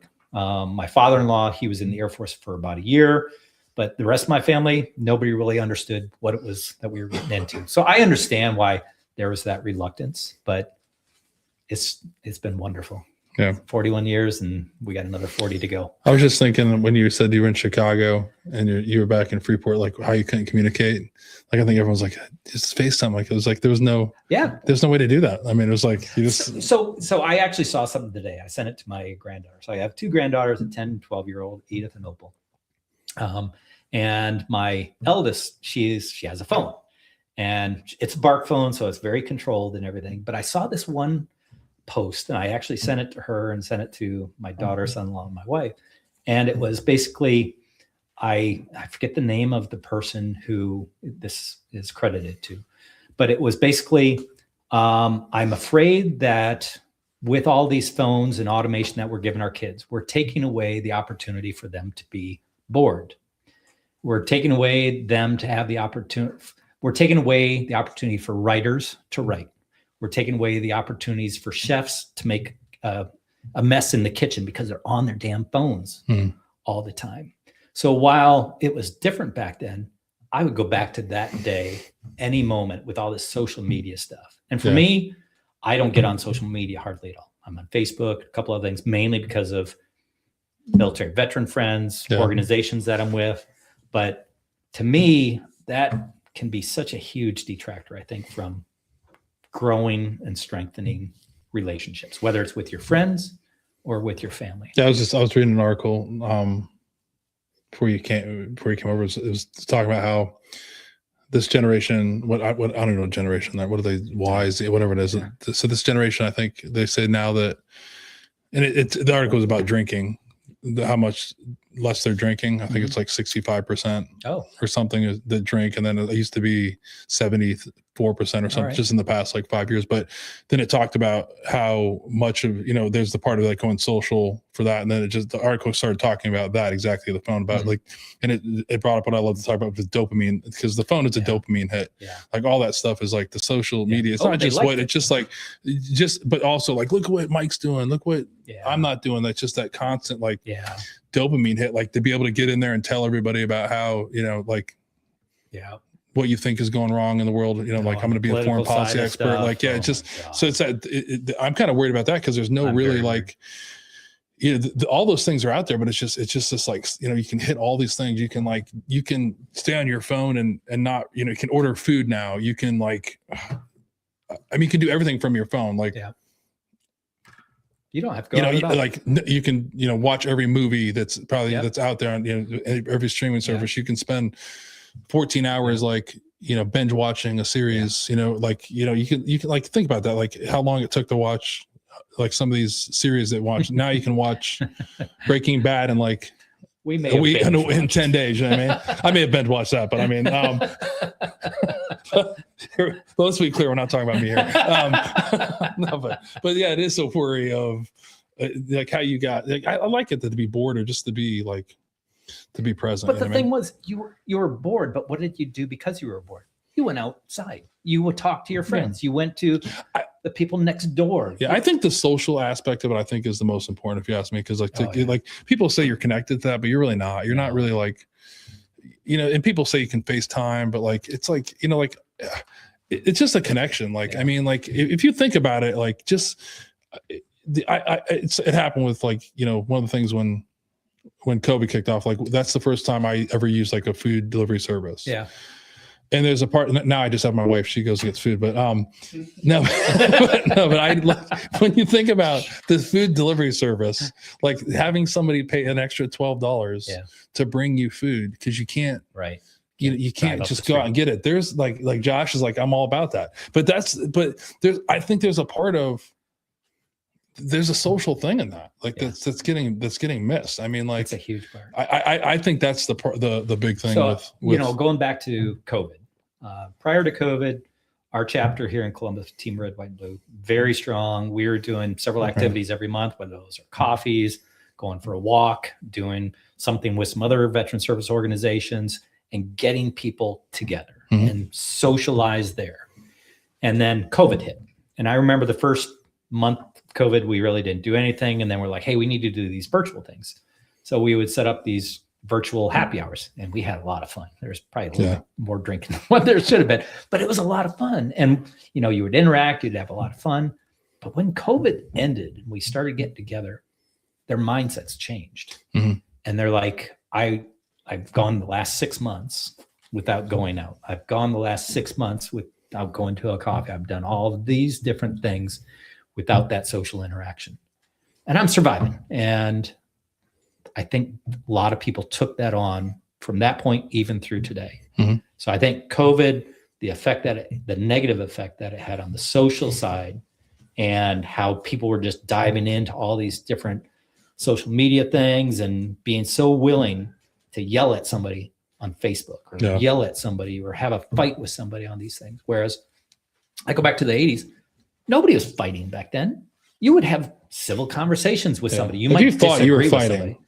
If you were fighting, you're fighting. Like it's going to be like, you're going to get into a fight. Like you say some stuff, you're going to get punched in the face. But now it's so easy for people to say all these negative things and be mean to people. It's like, I fear for the younger generation that I think you like look at like you hit it on the head. There's something switched, and I think it's even more scary when you have someone that is suffering from some type of where you're struggling mentally, where all of a sudden you just get cut off, or like your world becomes what goes across the screen. Because like the reality of is all that thing does is like and I've been guilty of it too. Like you don't like say like, right now my wife and I have been arguing for an hour. My son just got a D on a test. My son can't find a job. I mean, no one's, it's all to look good. And then I mean, we're all guilty of it. I think Yeah. you can look at that too and start, if you're not careful, you get drawn into that really quickly. And if there's something going on emotionally for you, it even goes even quicker. Like you just start to, it's not the, and I, it is what it is. I mean, it's one of the greatest inventions that ever happened. I think it is absolutely one of the worst things that's ever happened to us, but I think I think you can control it. I mean, I've seen it where like, lately, like if there's certain friends I have, like Josh, if we have like, we're not on our phone and we may look at something, but like you can see it, like you can change that behavior if you want to, you know what I mean? But I think you even get to the point though, where you get truly addicted. Oh yeah, it's 100%. I think it's like alcohol. You can become addicted. Yeah, dopamine is just as powerful as alcohol or all these other things, and that's what it is. It's a dopamine hit. It's like, let me tell you about why I think VCAS and what you're doing to the dogs is wrong and how you do it. And let me tell you all about it, because I just don't, what I mean? Like, and dude, I'm not gonna lie, that my 30 minutes that I have, that's what I share. And I love reading comments. I just love, like, this looks like a good article where people are just going to argue about stuff. And I just get in there and I'm like, yes. You know what I mean? And I mean, because I used to be that person, but I used to be that person. I mean, he knows, like, if it had anything to do with that, like bourbon in Central Ohio, I had something to say about, like, you have a bourbon. Bro, I had something, like, in all seriousness, I had something to say. That's all I spent my life doing. Like, I would, like, he knows it. I'd be down here doing something. I'd see some post. It would, like, I would just, it was like, honestly, it's like, it's like a powerful, like, it's a dopamine hit. It's like, give me more of that. Like, and I think that's what we're forgetting, is like letting people just sit on the phones. Yeah. It's, I'm a big fan of all the timers that are out there, like, that you can put on there, put them on there.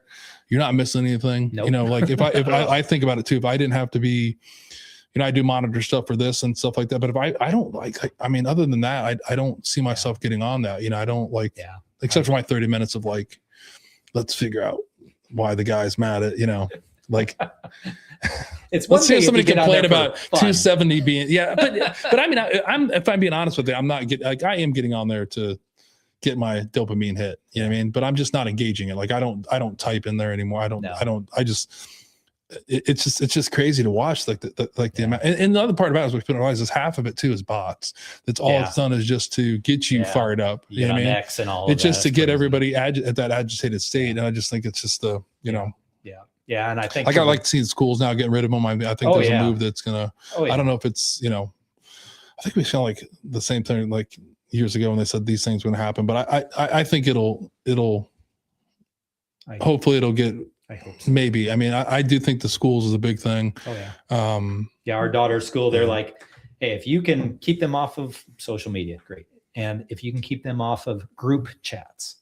Because, here you are, you have a group of 12-year-olds, and you get them in a group chat. I mean, it's bad enough sometimes with adults in these group chats. No, somebody says something wrong. 12 adults. God.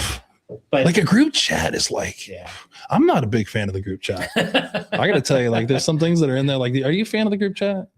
Of course he is. With like good close friends. Yeah, but it's like, damn, dude, it's like too many people. Like, and then you have the person that's like, at the random time, they want to just blow up the damn thing. It's like, what are you doing at 1:30? Like, I can't get a hold of you at 3 p.m. like a normal person, but all of a sudden at 2 o'clock in the morning, you got everything to say about all that kind of stuff. That's why we really need to get back to physical connections with fellow veterans. And they're just like, hey, boomer. Members. That's what Josh is saying about boomer. Say boomer. Boomer. But, I mean, there's positives. Anything is, I think there's anything that goes, that's good. Let's talk about the volunteering, because we did say something I want to, like, go back about. Because we did talk about getting involved, like veterans get involved in the veteran service organization. I just want to say, it doesn't have to be a veteran service organization. Get involved in, like, there's other organizations out there. Like, that's also a misnomer. I think that you just find something that gets you out into the community, gets you around people, gets you doing what you want to do. And then ultimately, like you said, serving, like, I mean, that looks like that's different for everybody, you might be helping at school.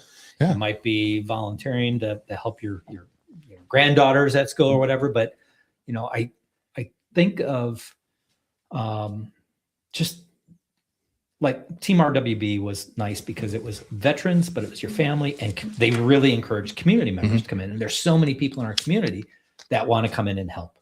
So the other part about that is, when you transition out of the military, what are you transitioning into? The civilian community, not the veteran community again, So it would be nice if you got into an organization where the civilian community members are there. You learn how to talk their language. You're not always using the language that we have as veterans, and it helps you in that transition. So for those that get out of the military, find an organization that will help you get through what you're challenged with, what your struggles are, but also how to get back into that civilian community, find that group, that niche that works for you. I did like how you said that, because when you were talking earlier about, because we do come from, like however you got into the military, you ultimately have that feeling of service. Like you have served your country. There's a part of that. And I think that has been huge. Like being in service of others is really, and it doesn't, and that's what I struggled with a long time. Cause it's like, you put like serving in the military like this high. So like, is like going and me giving bibs at a race. Is that serving? But it doesn't, like, you know what I mean? It like, to me, I was gauging that, but like, just get out and do something for, for someone that, it doesn't matter, like if you're not a runner, like if you can't run anymore, go volunteer at like the Columbus Marathon. So, get out. There's just all to be of service of others. It's just, and I think that's important. I think that's the one thing that, and I wanted to go back to that because we did say, join the veteran service, because I think that's a lot of what we think, because we only can connect with, people in the military, what I mean? And I don't have it that way anymore. I thought that for a while.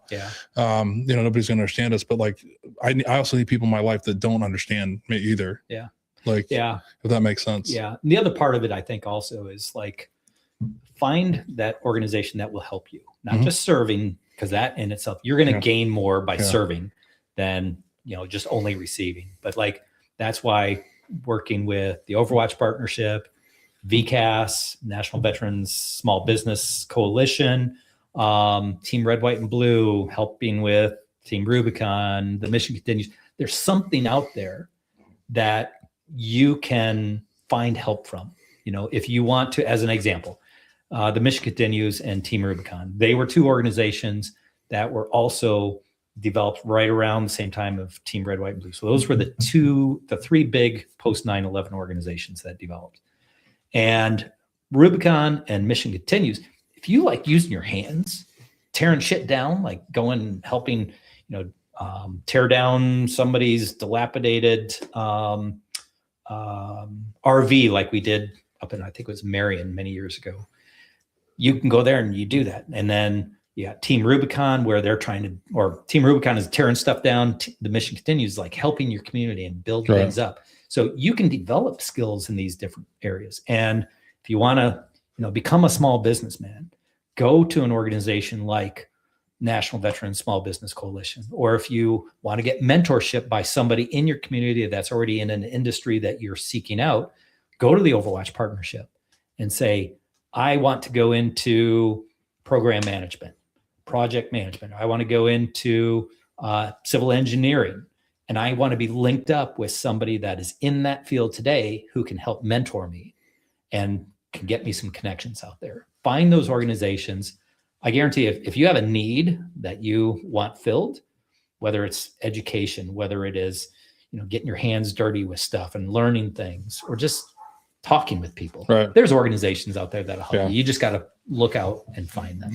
I think it's, there's, we were talking earlier, there's all these like big organizations. That's like what I've, like we're a grassroots organization, I'd say, right? So there's all these, you just got to find it. It's out there in the community. There's so many things that are out there. Like I just made you think of like my young son and my wife were delivering animals from a rescue place and taking the food to, and they freaking loved it because they got to hang out with a cat for like an hour. I couldn't think of anything worse or whatever, but like just find something that works for you. There's so many organizations out there that need the help. And I think it just goes back to, I think that's where I found my purpose again, was like, when I started realizing it isn't about Che.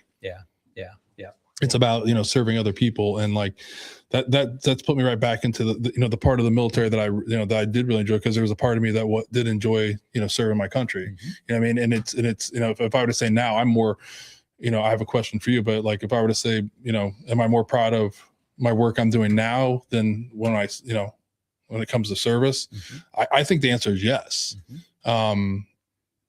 and people, I don't care what people think of that answer, but I think I have a lot more, pride in what I'm doing now, because now it's really, it's more focused. All that stuff, even though I was serving, it was about me. Like, this isn't about me. You know what I mean? The stuff that I'm involved in, it isn't about me. It's about, helping other people and, like being able to like share your story, get it out there. Like, it's easy for me to like, it used to be easy for me to just like blow off things that don't matter. Like the message from your brother-in-law, that makes the podcast for me. Like, I'm like mic drop, I'm done. Like, people may be like, what are you talking about? But like, for your brother-in-law to say that, this you haven't had, we've given you the forum to come up here and do that and feel and have an area where you feel comfortable to share everything. And that feels really like, I'm like, holy cow, it isn't about me. You know what I mean? It's, I'm sitting over here babbling sometimes, but it's really ultimately not me, for somebody to see that. And we've had that happen so many times where, men and women have shared stuff on here that they haven't shared, and people are hearing it in a different, like, they've never heard it before. And like, that's important to me. And that's when I look back at like what, finding what service is and purpose, because, I don't think anybody can take this away from me. That's the other thing too, that's the big thing too, is this is what I want to, this is my own thing. And many times I think people don't even realize the impact they have on others until maybe never, but maybe a few years later, maybe, 10 years later. And you just have to have this trust that if you're doing the right thing for others, you're having a positive impact on them. Just this week was the Boston Marathon, and way back and there's this friend of mine, I haven't talked to him since grad school back at UVA in person, but he wrote to me, he finished the Boston Marathon, had a phenomenal time on it, Radu Stalaru. And I just said, congratulations, on his post on Facebook.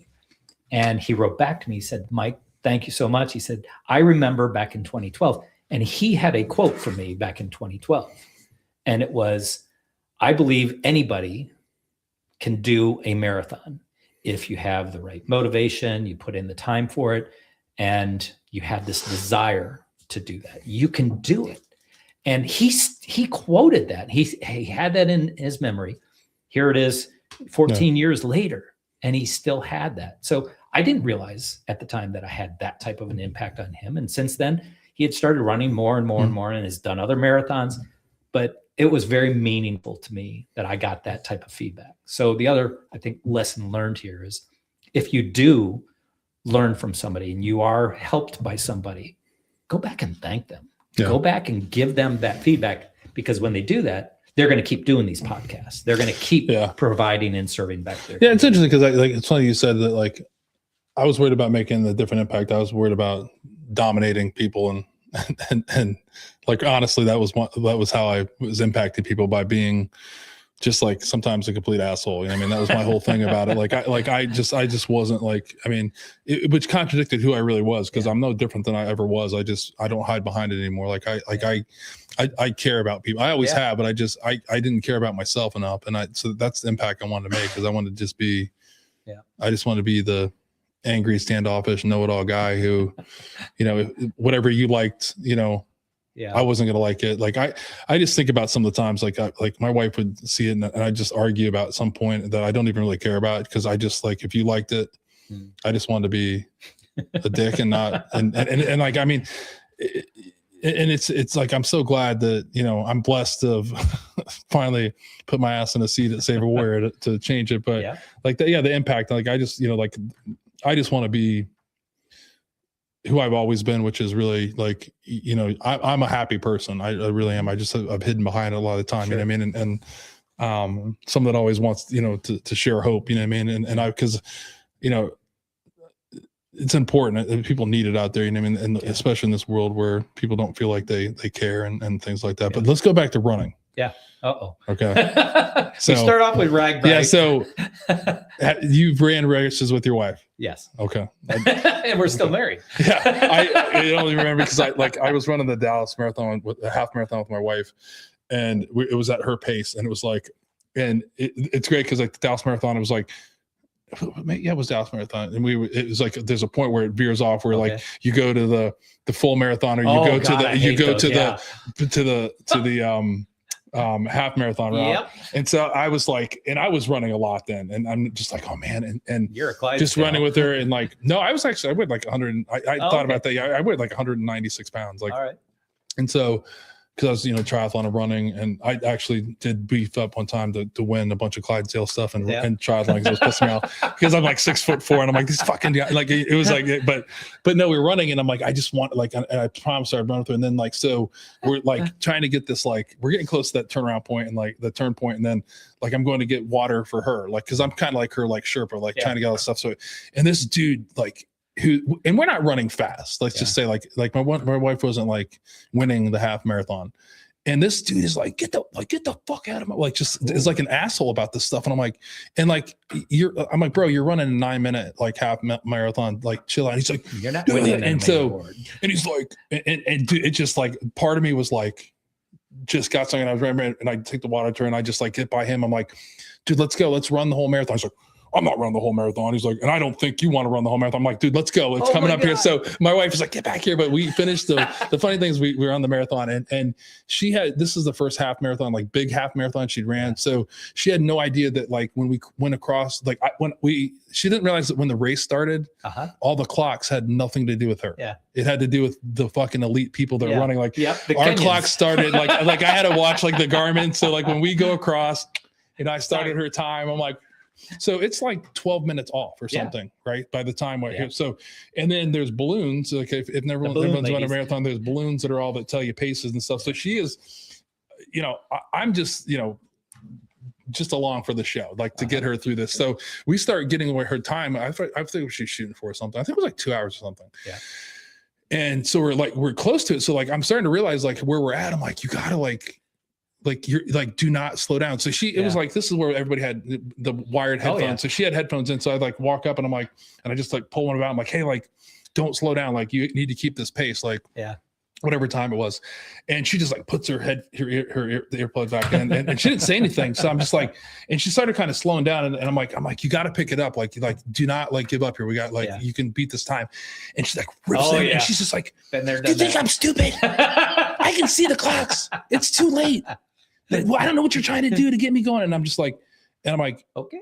I'm like, those are not our times. Like that is the time that the fucking race started. Like our time is on this watch. Yeah. And she's just like, I can see all the time. So it's too late. And I'm like, just run. I'm like, just run and stop running. It's like, and then she puts it back in there. And so the funniest thing is we're getting close to there. So it's her half marathon. So I literally am like, give me your headphones. Like, so you like, as we're coming in, so the picture looks good. You like look like you're like, dress up, get ready. And so I literally let her like, she's still pissed. She's like, I can't believe you're trying to do. I said, just finish. And when we get your official time, I just want you to say thank you. That's all I'm gonna say. So I grab grab like her stuff so she gets the picture, and like she goes across there, and then like I let her finish first. Yeah. So she still tries to claim that she beat me in a half marathon. I am like, are you fucking kidding me? I'm like, at the time, I'm like, there's no, like, I would have been done, like, but like, I mean, not like from my today's body, but like, I'm like, come on now. But it was so funny because she was still mad because she's like, see the timer, and I'm like, Jana, this is like, I'm trying to explain it to her. You know what I mean? Like your time, that chip on your thing is when we cross the thing. So when we get home, she's like, oh my God, I really did beat it. I was like, yeah. That's why you're yelling at me the whole time. Yeah, but I couldn't imagine. Doing a marathon with her. Yeah. So what I remember, so my wife and I, we've run a lot of marathons, half marathons together. But I remember the very first marathon that she did, it was down at Disney. It was Disney marathon weekend. And she went and said, all right, this is my goal. And she got through the run. She missed it by like 17 seconds, I think it was. And she's like, I'm never running a marathon again. Never. Well, and this is like the drive that she has, and she has these goals, and when she puts her mind to it, she's going to achieve it. And she's like, never running again. She was just so pissed about missing that time. So we got to I think it was lunch or dinner. And just out of the blue, we're all sitting there having dinner, and just all of a sudden she's like, I'm running again next year. And we're like, why? Yeah. And she's like, I missed my goal. And she came back the next year and I think just blew it away by a huge amount. But she missed it by 17 seconds and she said, I'm going to do it again. And I was laughing because my wife, I give her, we'll move on after this, but it's on the Houston Marathon and like, that's a fast marathon. So it's like, this is my chance to like blow out my PR. And then I'm also like, if I keep on this, like, this is like my only shot at Boston because it's a fast race. Yeah. And so we literally are at a hotel that is like mile like 15, I think it was. So it's the Houston Marathon. It's like a turn there, like 15. So like, I'm thinking, wow, this is perfect. Like they're going to be right there. So I don't have to take all this extra shit, all this, I'm like this extra belt I have. I'm like, so as I'm leaving, I'm like, remember, like bring this belt. Like, don't forget this. Like put it on the stroller. Like, remember, just bring this. Like, okay, yeah, I got it. Which I forgot the night before that, our hotel room, I've never seen the battery locks go dead. Yeah. We couldn't get in there. We had to wait. But so this is just, but I am like literally flying and I'm like having the best race. So I might get up to this point. I'm ready to get the next nutrition belt. I'm like, this is going to be, I'm all of it. So I come up to them and they're all, give the kids a kiss real quick. Yeah. And I'm like, where's that belt? And she's just like, I forgot it. And I'm like, what? And so like, I'm like, no, really? She's like, I forgot it. And so the lady like next to her just goes like this look of like disgust. And I'm just like, what? And so at that point, you're like, I just got to go. Like, I just take off running. And then I remember like it's a point where like there's a Houston, it goes up to like a bunch of the road, like the spaghetti thing. It's the only like incline, but the whole way I was just shaking my head and she's just still like, you were, I'm like, and then so my whole race just went down. Cause all of a sudden you start getting, if you've never done that, if you're not mentally ready for that, I was like, now I gotta eat this power bar that you're not used to, chocolate shit that I don't like. You know what I mean? Like all this kind of stuff. But yeah, it's like Pulp Fiction when she forgot to watch. It was always like there's so many stories of that. I was like, I don't know if it's good to have them here with me or not because always something happened. But we're getting towards the end of it here. Or like so real quickly on Boston Marathon, if I could. Yeah. I do want to put a plug out there for a guy who just ran the Boston Marathon.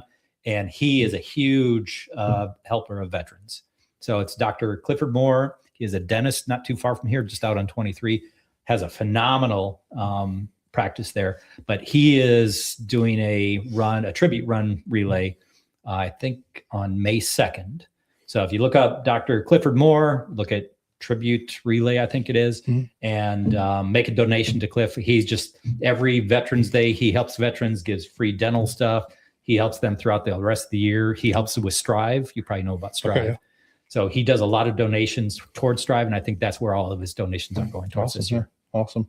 Yeah, we have a few more. I just want to make sure we cover the ones I wanted to look at. So, I was babbling a little bit, like where my service, but when you look back on your life of service, your military time, and like you've talked about them a lot, and I just know you. That's how I know of your name through all these organizations. So you've named a bunch of them, the Bruce, National Veterans Service Business Coalition, Red, White, and Blue, VCAS, Overwatch Partnership. You've been serving now for almost 14 years on that end, right? Yeah. Like when you look back, what are you most proud of when it comes to your service?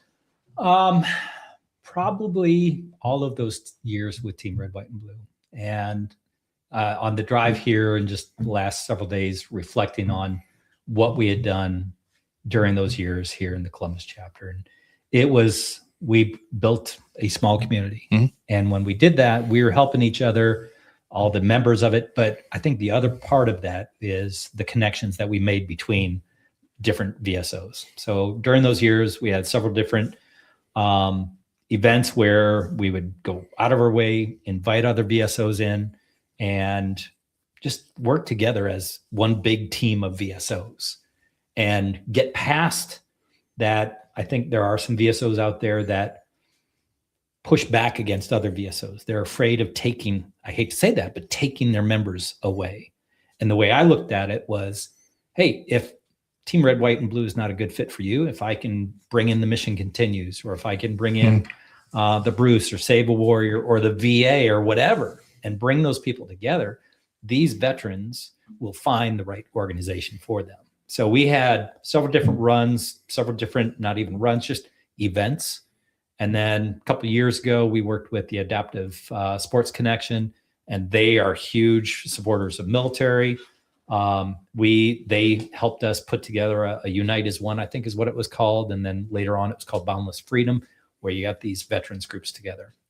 I wish I had the time to devote more towards that in getting veteran connections together. Because I think for me, I think that's probably the part that I was the most proud of, is just, hey, you're a veteran, you need help, let's find you the right place. And maybe you're not a runner, maybe you're not a coffee drinker, you're not any of the things that we are really focused on. Let's find something that's right for you. So for me, making those connections, I think, was the thing I'm most proud of. And the family part of it is bringing in those families to those events. Yeah, I think it's huge. I talked a little bit on the phone, but I have it too. That's like, when we created the branch, the 501c branch of Portsmouth Patriots, was like, what do we want to do? And like, it was, we thought pretty hard about like what part of the net that we wanted to be in. Because that's what it is. It just has to be like a safety net of like over us all together is how I have it. And there is a lot of competition, which, I get it. There's, it's, I don't know if it's members or like anything else, but I really believe it's what works for you. Find something that works for you and not only be part of it, like you said, just serve into it. And if it doesn't work, move on. But these other, especially here in the Columbus area, there's so many organizations that are doing great things. Like I probably know like 6 or 7 guys from BCash, a lot of them have been on the podcast. So it's like, you see all these guys, like, there's no competition. And it's a different thing. Like, you're taking care of somebody in a different way. That's how to look at it. And it's just, that's the thing, is just be, just be open to it. It's a net that we have to put over everybody. Like, everybody has to be together. There's no need to, especially here in like an area like Columbus, there's so much, there's so many big things and big impact we can make. I think we all do come together for the common good of what that looks like. What I mean? And if you're running one of those organizations and you're struggling, reach out to another veteran that say, hey, I need somebody else to help me in this area, another person to help me in that area.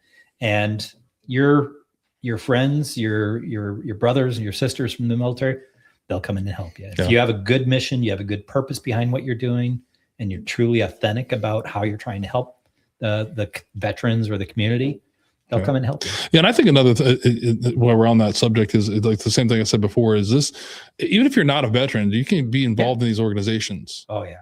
Honor flight. That's like that's another thing too, is like, you don't have like, like Josh is over there, getting his dopamine head on his phone right now. He's not being very good paying attention to this, but I'm kidding. I'm messing with him, but he's not, we have, 2 guys on the board that have nothing to do with the military. And you don't have to, you can still be involved in these organizations, and it's a good opportunity, because a lot, there's a lot of people that the same way, like, they had an uncle that served, and they didn't really get to connect with them. Those organizations, don't be turned away just because it's, a veterans organization. You can still go up there. Like, if you look at Stock Hands for the Healing, I wonder how many of those are really veterans that are they're having an impact on law enforcement, a bunch of everything. But like, it doesn't have to really be just veterans. I have it that we all can be together in a community. The community is important. Yeah. You look at Stock Hands, what Tim Funk is doing up there is amazing, not just for veterans or first responders, but getting these kids out there who are challenged. And he brings them in there and he changes their lives. Yeah.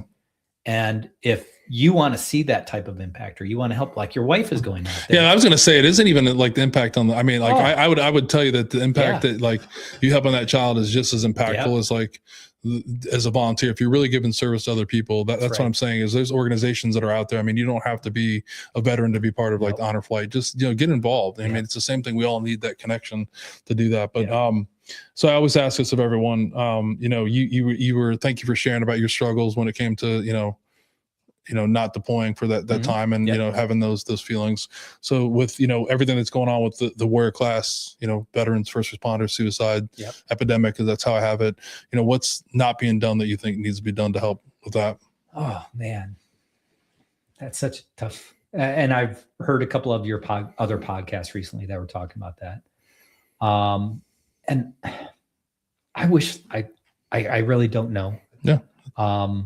Me either. I know that the phone, the automation is not helping as far as I think it has a negative impact on those that are struggling with suicide thoughts. They get on there and they want the dopamine rush, or if somebody starts yelling at them essentially it hurts them. Mm-hmm. Get away from that. But at the same time, I know that there are other things that are on your phone that can help you. Yeah.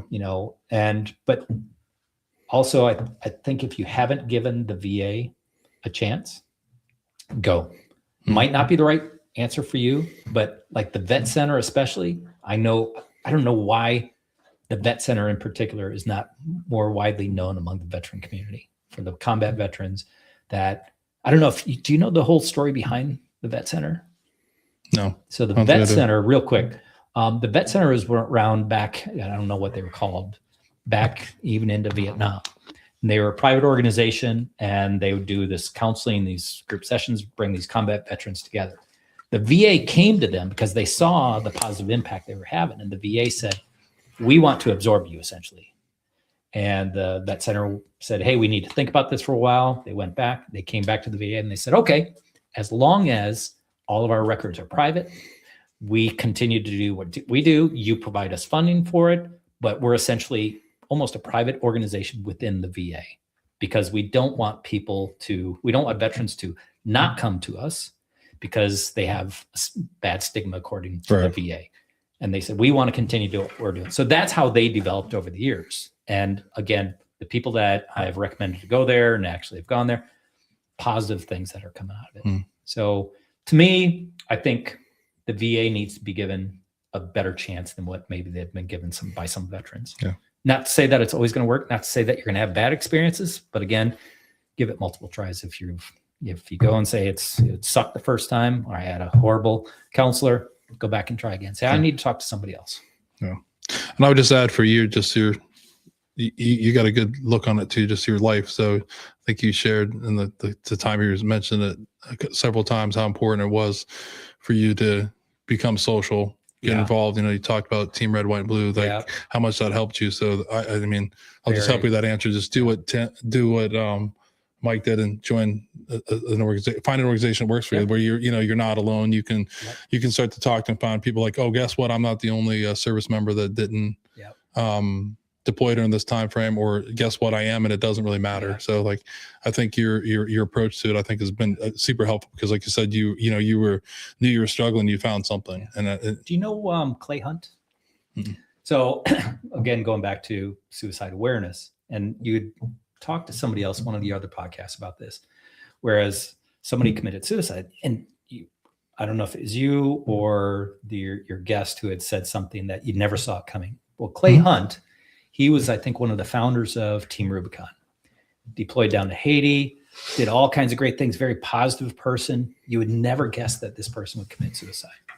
And there's actually a 60 minutes segment on him. So go back to Clay Hunt, look up 60 minutes, Clay Hunt, Team Rubicon, and you'll find this story. And it's amazing because he ended up committing suicide. Mm-hmm. And people around him in the organization are like, I feel horrible because I didn't see it. Nobody saw the signs. And for him, he was able to hide that. And he was doing all the right things, and he was helping them. So the other thing I think with the suicide awareness and what people can do is, don't be afraid to ask your fellow veteran, are you hurting? Mm-hmm. Are you thinking about, hurting yourself? Are you thinking about committing suicide? And being very direct with them. Yeah, that's a good point. Yeah. Because if you're not, you're going to have the Clay Hunts of the world that they're not going to open up just voluntarily. You need to prompt them. Yeah, and I think that's we've talked about that a lot. It is ultimately, when I say that, yeah, everybody's always blindsided because, number one, I think that a lot of these people also think, wow, no one's understanding how I'm doing it or like listening to me. Well, you're not saying anything either. You're just telling you're fine. Yeah. And the other thing is, like you said before, that listening comes in of like, be there, like really listen to what's going on. If someone's struggling, like ask the next question, what I mean? Not everybody's fine. If your friend's telling you everything's fine, everything's going great, and something's going on. Yeah. I have it that I just, find out another question. Like, what does that mean? Cause it happens all the time. I mean, I was guilty of it too. I could put on a really good game, for a long time. time. But yeah, it's ultimately you have to just, you know, Yeah. And and I think people do. I think generally like they do, but like that's that feeling said like everybody felt like they did something. That's one of the awful things about suicide is that you end up leaving someone with all these things of like I should have done this, I should have done that. Like, but the reality is like you really don't know if you're not being honest with everybody else, and that's the thing is like get help if you need it. There's tons of places to get help. We've talked about that before. I mean, the number one place obviously is if you're struggling. You know, you need to call 988. The hotline, or 1-800-273-8255 and press 1. Or you can text now at 838-255, or you can, you know, chat if that's your thing at veteranskrisisline.net/chat. So yeah, I mean, they're out there, but like just pick up the phone and just tell somebody you're not doing well. I mean, people care. I mean, someone's just go through your Rolodex until somebody answers and tell them how you're feeling. And that's, you know, that's a big thing. I think it's just, you know, it's unfortunate. The person I'm going to honor is one of the same people, you know what I mean? And it's the same thing. You know, in the Save Warrior community, we just lost another brother to suicide here this week. And, you know, that's sad because of the type of community that they have. Like, I mean, if that guy, you know, I'm not making a fault, but like you got to reach out, you got to do the work, and it's still sad, right? I mean, it's just unfortunate that he still felt that way. Because it takes being honest with yourself and then just you know having the confidence to talk to somebody about it. And one last thing on this is I had mentioned earlier about saying thanks to people. If somebody does something good for you, if somebody has helped you, go back and thank them. Whether that is that day, that month, that year, 5 years later, you don't know what just a simple thank you for what you did for me could do. So maybe this guy who committed suicide had somebody talk to him the day before and said, hey, I remember going through Save Warrior with you. And I remember this one thing that you said that helped me personally get past a struggle that I had today. And thank you for that. You don't know how that could have possibly affected that person. So anytime you have an opportunity to be thankful for what others have done for you, you don't know, it feels good for you, but you have no idea what that could possibly be doing for that other person. Good advice. Yeah. I like it. Cool. So I got one more question and I'll turn it over to you to see if there's anything we missed. You want to say one thing. So, you know, you shared your story here. We're 2 hours and 20 minutes into it. If anyone's listening, what do you hope that someone takes away from your story if they're listening today? Find your passion in life. Find a purpose in life. Everybody can help somebody else. No matter what you think was little that you did in the military, you had a purpose. You helped people. You put your hand up. You took the oath. You served then. You can continue to serve now. You just need to go out and find what that is that's right for you. And then the last part, don't forget your family. You know, mission first, but family always. And find ways that your family can work together to stay together. It's, you know, simple words, you know, flowery words and everything, but I truly believe that having that strong family and finding things that you have common with each other will help build that family, to help you as a person, your spouse as a person, your whole family, your kids, your grandparents, but just find something that is of value to you. And then lastly, go out and serve and continue to help others. Awesome. Cool.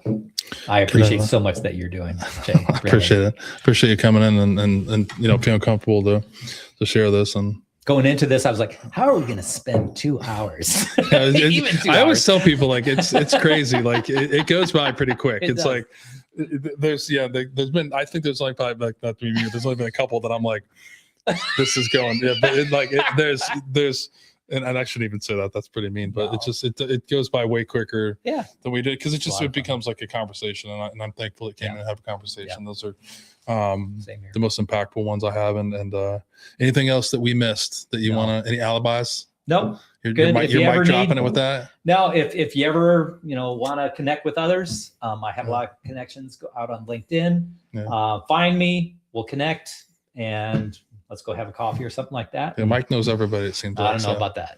A lot of people know. I think there were a lot of people super excited to have you on. I was excited. And to get there's a lot of guys that are in our circle. It's so funny. Like somebody, I think it was like, you've never met him before. I'm like, no, dude, I'm gonna meet him tonight. Like, what's the big deal? Like, chill out. Like, it's fine. Like, and I mean, God, get off my there's back. so Get many off my more back. people out there like that. So Get off my back. No, I'm kidding. But yeah, so we'll move into my least favorite part of every episode tonight. We're actually going to honor another SAW alumni who took his life a few years ago. Tonight we honor U.S. Navy Senior Chief Petty Officer SEAL Douglas Mike Day, 52. Mike took his life on March 27, 2023 in Virginia Beach, Virginia. Mike was born on May 24th, 1971 in Point Pleasant, New Jersey. Mike joined the United States Navy in 1996 and became a U.S. Navy SEAL in 2002. Mike served 21 years and participated in more than 140 direct action missions in Iraq and other conflict zones. Mike was awarded the Navy Cross, 2 Bronze Stars, and the Purple Heart for his valor and sacrifice. In 2007, while serving as platoon chief of SEAL Team 4, Mike sustained 27 separate gunshot wounds in addition to shrapnels from a grenade. Mike retired from the Navy in 2010 and wrote a memoir titled Perfectly Wounded that chronicled his life story and his recovery from his physical and mental wounds. Mike later went on to work as a wounded warrior advocate for the U.S. Special Operations Command and became a motivational speaker, a health advocate, and a brand advocate for Daylight LLC. Mike was an amazing man and will be deeply missed. Mike is survived by his wife, Brenda, children, Brittany and Michaela, mother, Judith, stepfather, TC, brothers, Brian, Sean, Tony, and Jason, sister, Jenny, and numerous other relatives, teammates, and friends. And please, if you or someone you know is in crisis, please contact the Veterans Crisis Hotline at 988 or at 1-800-273-8255 and press 1, or you can text 838-255, or you can chat online at veteranscrisisline.net/chat. Amen. Yeah. So, if you don't have anything else, I think we'll close it. We'll get a quote here. They're hard to find. You found another radar? No, it was a good one. But I found 2 of them because I thought I know that from your service, what you've been doing the past 14 years since you got out is pretty remarkable. And I think you've been pretty humble today about all the organizations that you're part of, and not even part of, but that you're lifting up, which is cool. So one is from Martin Luther King, which says, life's most persistent and urgent question is, what are you doing for others? And then the other one was from Heather French Henry, which says, volunteering is at the very core of being a human. No one has made it through life without someone else's help. Amen. So I thought those were, harder to find signal ones, pretty easy to find volunteering stuff. But I do want to thank you for coming in to episode 94, Mike. What was very humble about your story is your continued dedication to helping veterans and staying connected, active, engaging. Reminds me that service is not just limited to being in the uniform, and it just simply evolves, right? Yep. So awesome. This has been it for episode 94. Until next time, be kind to yourself. You too. Honor the story of the veterans, and remember, when you sit down with a patriot, the conversation's different. So thanks for coming, Mike. I appreciate it. Thank you. Yeah, thank you.